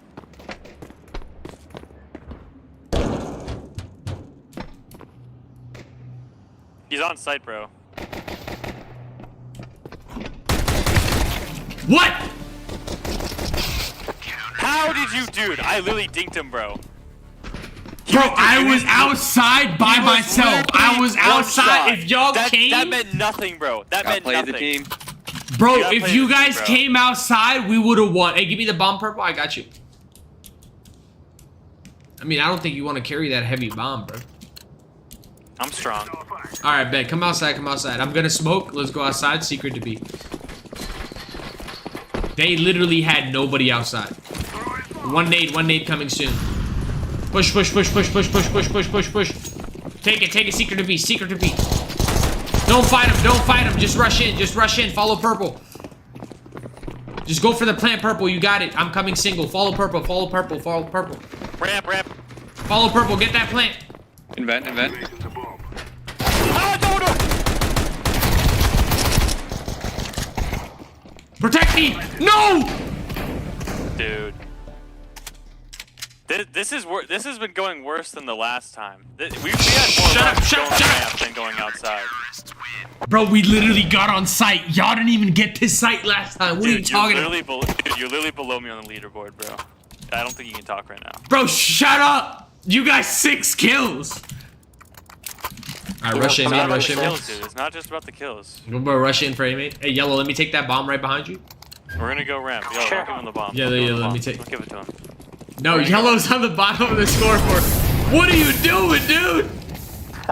Careful. Bro, you got 16 HP now, dude. Careful. Bruh.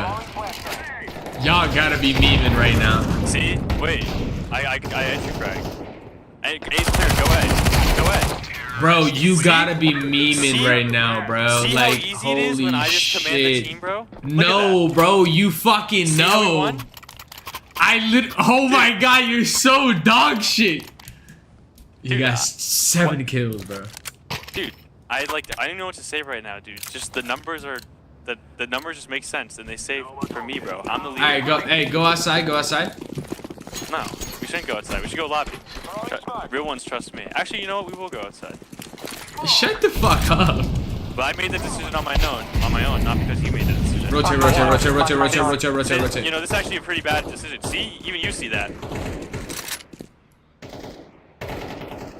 See, we went outside and now we're all dying. Like, it's basically. Oh my god, I'm terrible. I mean, we know. Just like it's okay.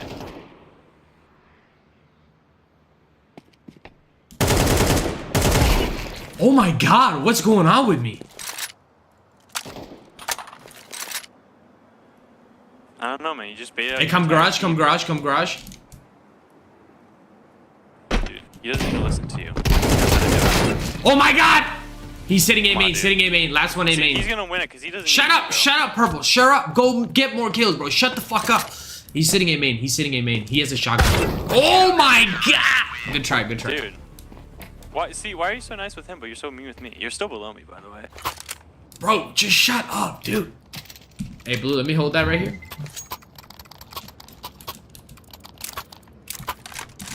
See, you're raising your voice at me. Mr. Muncher, I think you might be a little better. Can you show me how to play? Bro, let's go ramp, bro. Alright. Oh, really? So bro, y'all both gotta be cute, bro. There's no way. You're learning from me now. This gotta be 10 out of 10 rage base. This is straight masturbating, bro. Oh my, dude. Dude, you dead ass right now? I save you, bro. See? 1 HP, save. The guy's out. I'm sorry, Mr. Muncher. It was a misclick.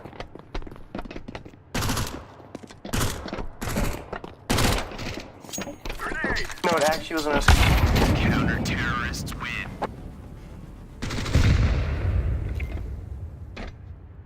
No way, bro. No way right now. What even happened? Bro, no way that just fucking happened. Alright, that took me off guard. Dude, there's no way I thought he was queued with you, bro. There's no way we lost this game. Oh my god, no way, bruh.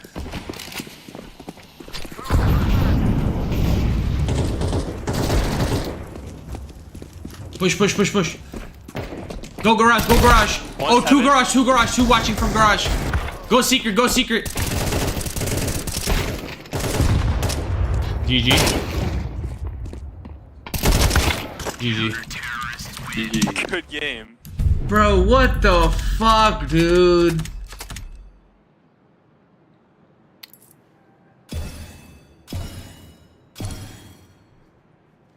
Dude, what the fuck was that even, bruh?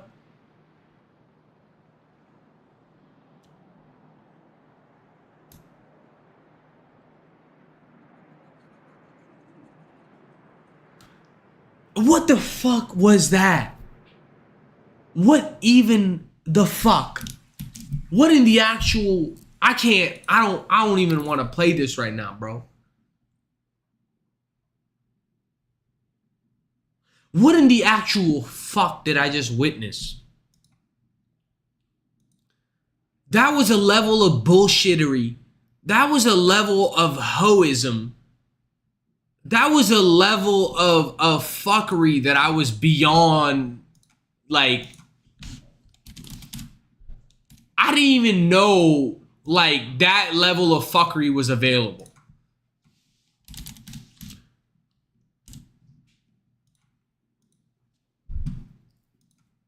Chat, honestly, that level of fuckery pissed me the fuck off. That level of fuckery pissed me off so much, bro. I can't play Counter-Strike no more, bruh. I literally don't even want to play Counter-Strike no more, bruh. That level of fuckery pissed me off so much, bruh.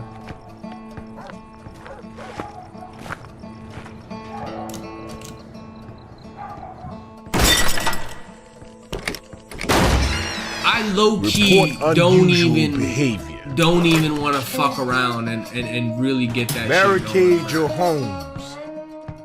Avoid all contact with infected individuals. Honestly, Chad, that shit low-key pissed me off to the point where I'm like, low-key not. Kill all liking sons of that bitches. vibe, That's my official instructions.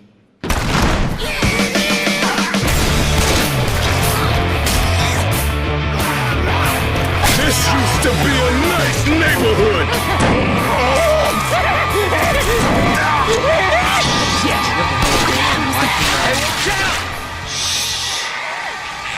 Where's my This is camera? some grim shit we got ourselves into.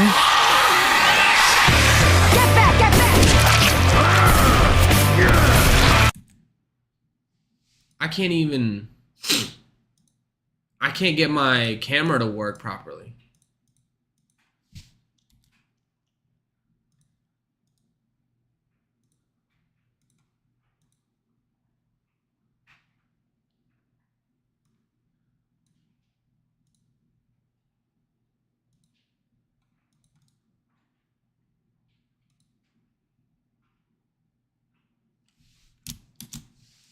I'm trying to work this out properly. Hold on, chat.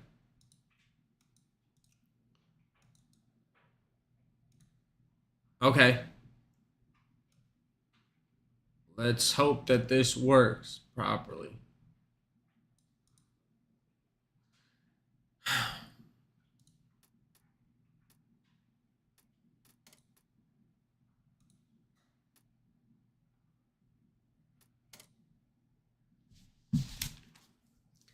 I'm a little upset, bro. I'm genuinely a little upset. That was supposed to be a dub. That was supposed to be a dub, bro. We was ahead so much.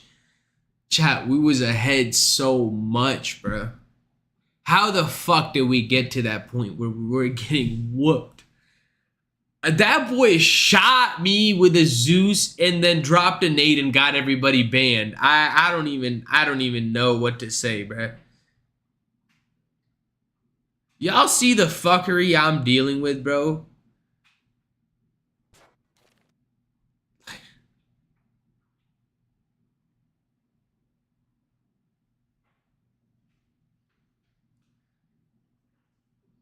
It pisses me off, bro.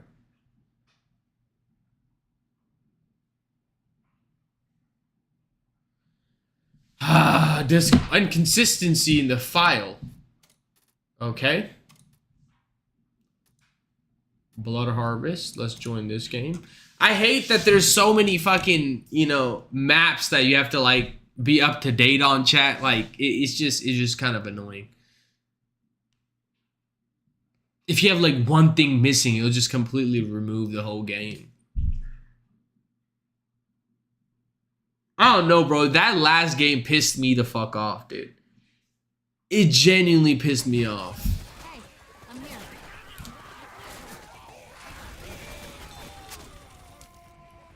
Hey, where the hoes at, though?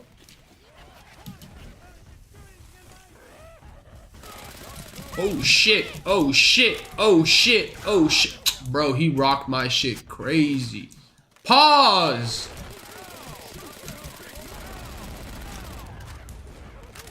Hey, chill, chill, chill, chill, chill. You doing too much. You doing too much. Help. How many people we got? Why he clapping me?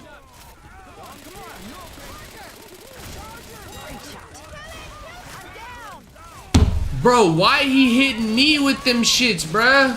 Why is this in Chinese? Hey, what's going on? What's good with it? Why is this shit in Chinese, though?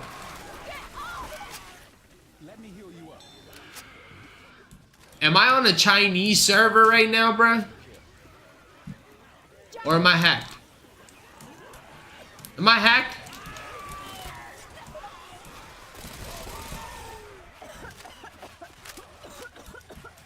That's the one thing on this. It's such an old game, bro. A lot of people that play it are not really like, ooh, I'm gonna take that M4. They're not really like trying to talk, you know. They're kind of, yo, chill the fuck out, boys. Jockey around. Huh? I have a katana. You can only have one regular gun?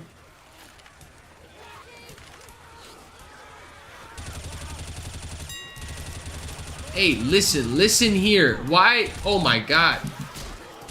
Reloading.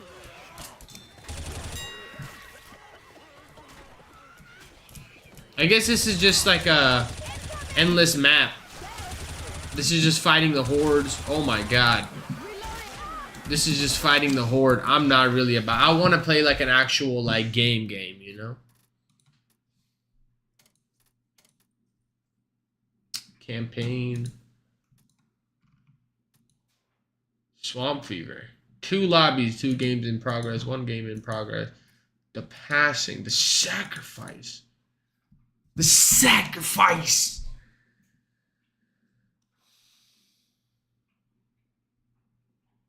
Fucking about to be midnight, bro. I'm fucking running this shit tonight. I'm running this 4-hour midnight shift, bro. We're hitting the graveyard shift tonight, bro. The graveyard shift tonight, bro.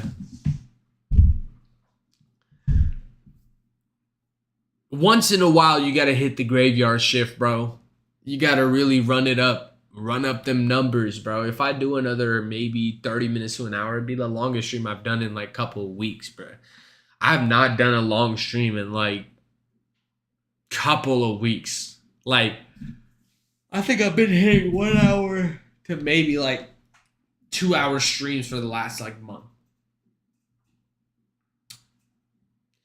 I don't know, bro. I just haven't had that creative spark. But last night I went to go watch a Nirvana cover band, bro, and low key, that gave me a creative spark, bro. Sometimes you need a little bit of motivation and a little bit of inspiration, you know, to get you going, bro. Sometimes you need a little bit of inspiration from somebody that's really doing something different, and you're like, oh shit, like I could do it too. So like, you know, last night when I saw that, you know, Nirvana cover band, like live music is like so crazy to me, bro. I love live music, bro.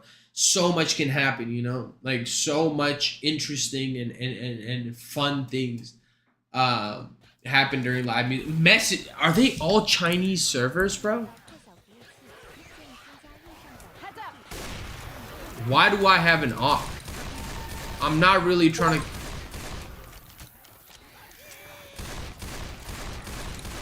Are they just running up Chinese servers? Why is my shit in Chinese, bro? Hey, what's good? Where the OG Kush at? Reloading. Ooh, I like that AK. I like that AK. Are these all in Chinese, bro? Hello, everybody get in?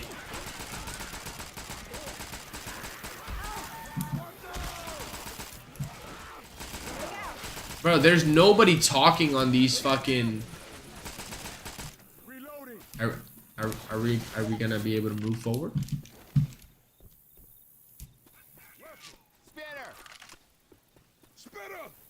People not gonna talk to me? Why is this all in Chinese, bro? I feel like I'm getting hacked. Through the bumper cars.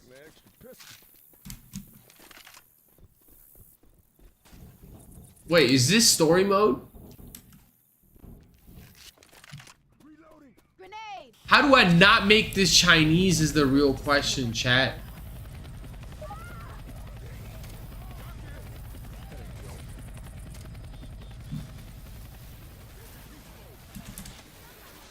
How do I not make this Chinese? Why is this in Chinese? Or whatever language it is, bro.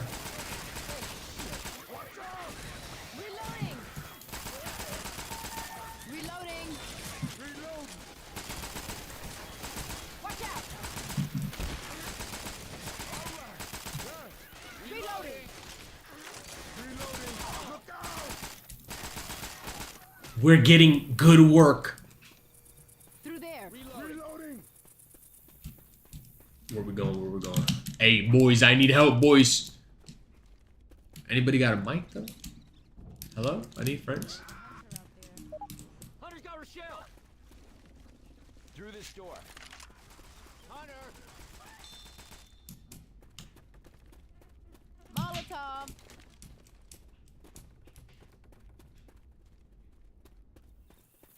We can get across on the rooftops. Hey, Shotty, come over here.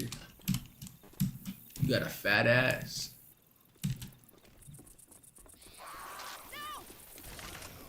Why are they... How do you get this not in Chinese, bro?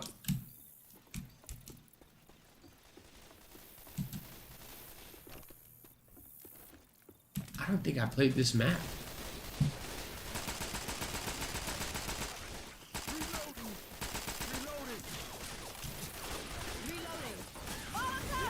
Damn, bro. Y'all fucking... I gotta run away faster than them, bro. Oh, fuck.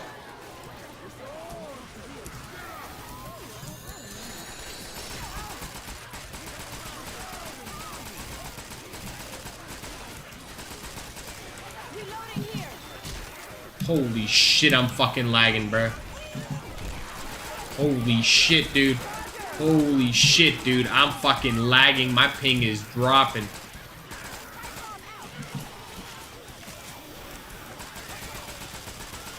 My fucking... I don't know why is this in Chinese. I don't know when they fucking sold this game to the Chinese market, but holy shit, everything I don't understand. All this fucking... Like, I'm pretty sure I probably should know these servers, like, information, but everything is like unreadable.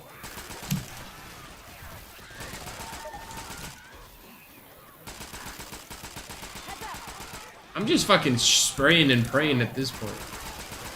There's just so many zombies. Oh my god. Bro, whenever Left 4 Dead 3 comes out, like, that would be kind of cool. It hasn't fucking been announced or nothing, bro. This game has been under the works for so long.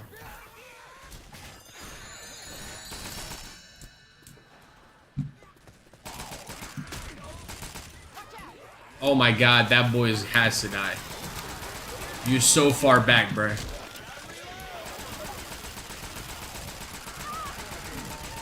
Come on, Dr. Kush, come on! Dr. Kush, come on! Holy fuck, Dr. Kush, you're about to get your cheeks clapped.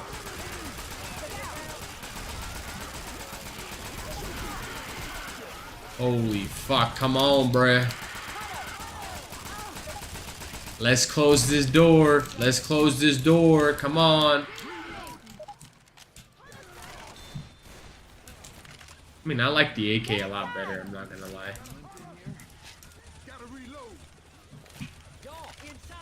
I like the AK. Bruh, this motherfucker is not trying to get back in. Get the fuck in here!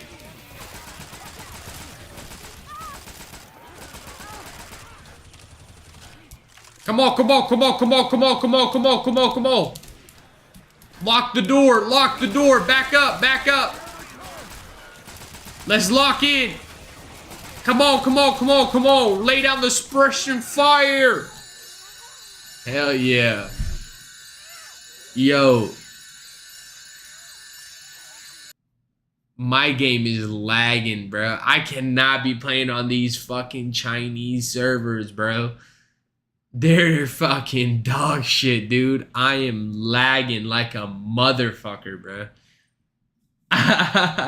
Like, I'm lagging like a motherfucker, chat. Look. It's feasible, but like, it is kind of... Is anybody else lagging on this server, bro? How do you make it not speak in Chinese?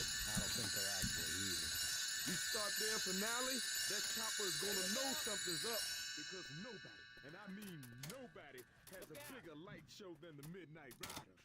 Coach, you are a brilliant man.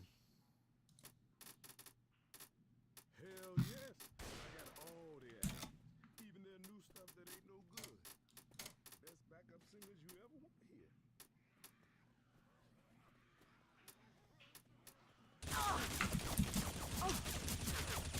Wait a second. Wait a second. Damn, Dr. Kush. I'm trying to change my language, bro. In here, it's in Chinese. I can't do anything.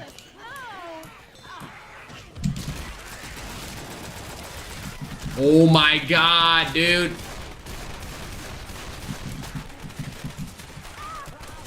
Who's hitting me? Holy fuck, dude. Holy fuck. Oh my god, dude.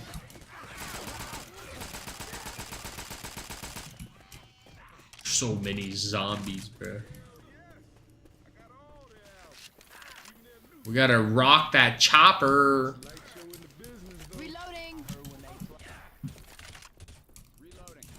Everybody ready? I'm gonna hit. Yeah, hit that bitch, hit that bitch.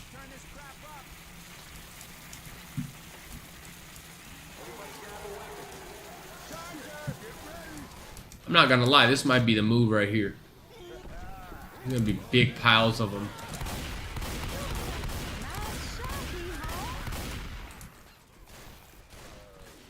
Auto shotties are the best fucking guns in the...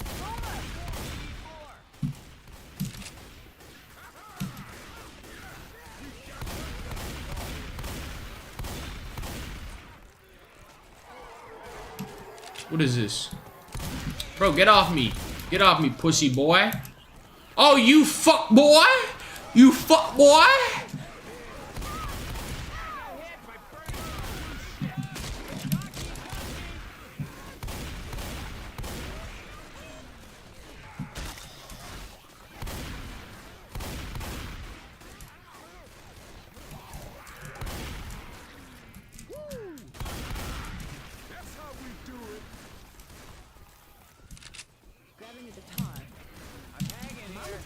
play with fire, but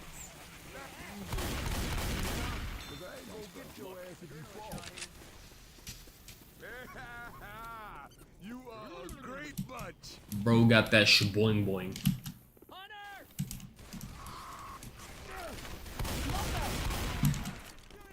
Or it's hard to talk to, you know, no teammates, you know? When the fuck did this get here?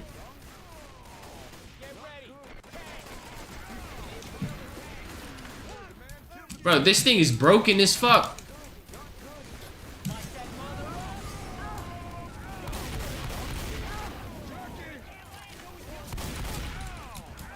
Holy shit, that boy is coming after me.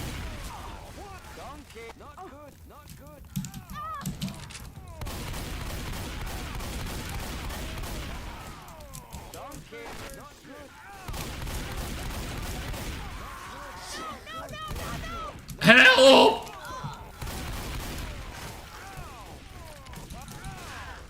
Oh my god, oh my god! Hey, we're about to get gangbanged. Bro, he's killing my shit.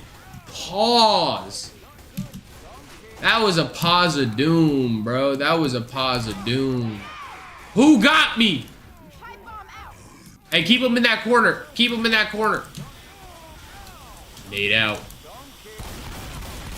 Hell yeah, hell yeah, hell yeah. Get his ass, get his ass, get his ass. Get him in that corner. Let's run a train on his ass. Oh my god, I'm about to get fucked. Pause.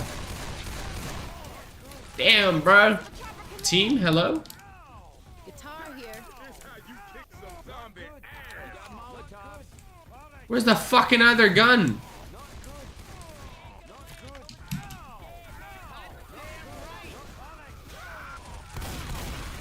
Why does he have so much health, bruh?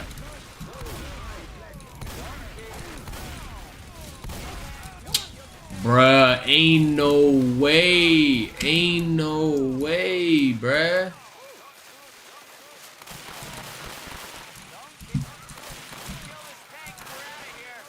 Damn, bro. Why does he have so much health? Holy shit, dude. What the fuck? That was a big old fucking tank.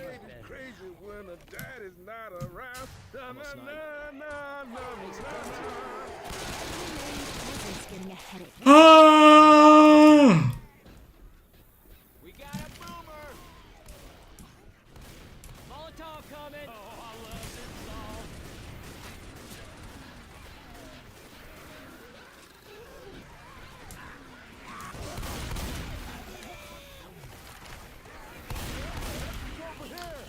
Brother. Oh, brother. Listen, chat. This has been a fucking intense stream. It's been like low-key 4 hours or 3.5 hours. Holy shit, it's been a long stream. I'm just trying to get rescued on this motherfucker, bro. Come on. Where is the fucking rescue chopper? I need it. Let's get it.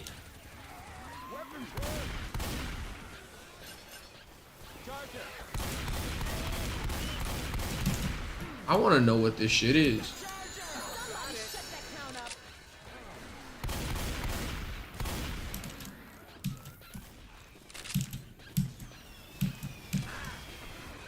Bro.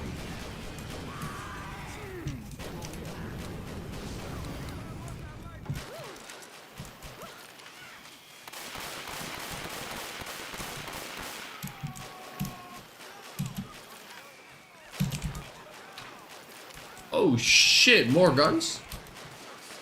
This is a fucking school shooter's dream up here, bro. What the helly? What the helly? We have to kill another tank, bro? Holy shit, dude. Oh my lord, bro.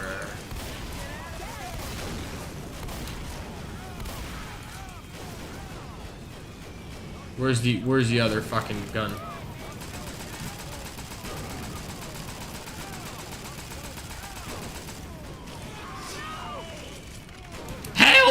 He got me by the bussy.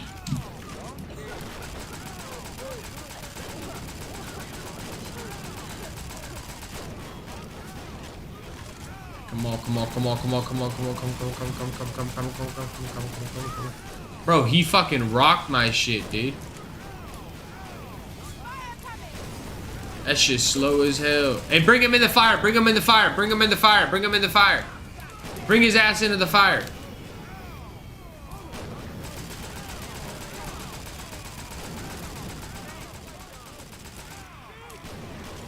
Come on, bro, come on, come on, bro, come on.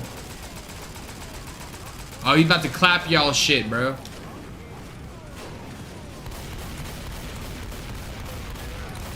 Holy shit, bro. What's all going on? There's so much going on, bro.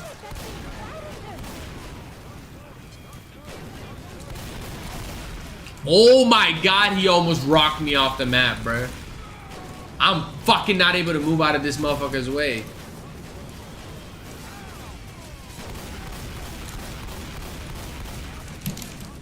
Bro, I need this. I need this crack pipe right here, bro.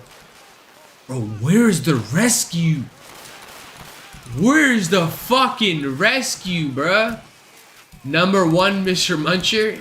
What does that even mean? Why am I number 1 for what? On the kills?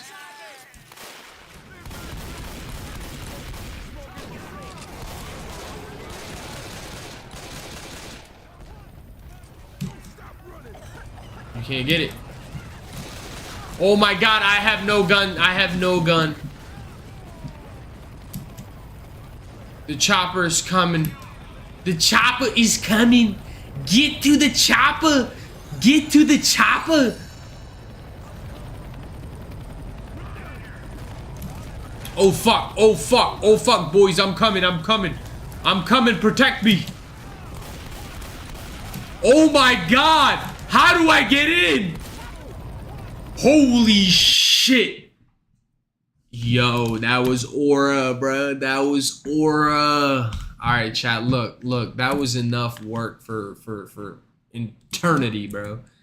That was a lot of work, bro. Look, I'm telling y'all, I don't even know how the fuck I'm gonna get out of that game. But either way, bro. I hope y'all enjoyed the fucking stream, bro. It was a fucking battle this stream, bro. This was a long stream, man. I even took a break because I knew I was gonna run it long. Pause. But no pause, because ain't no Diddy allowed over here, bro. Ain't no Diddy allowed over here, bro.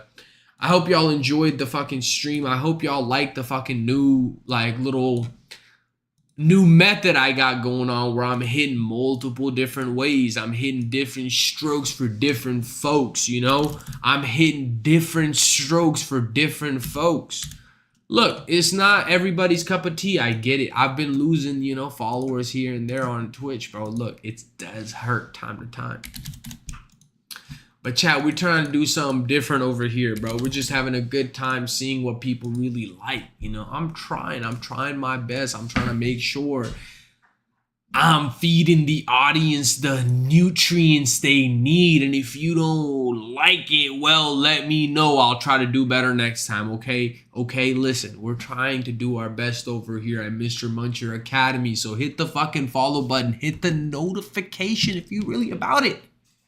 Because look, we're bringing you the truth and fucking best entertainment in the game as much as I can. Look, is that entertainment promised? I don't know. Is that entertainment the best I'm going to do?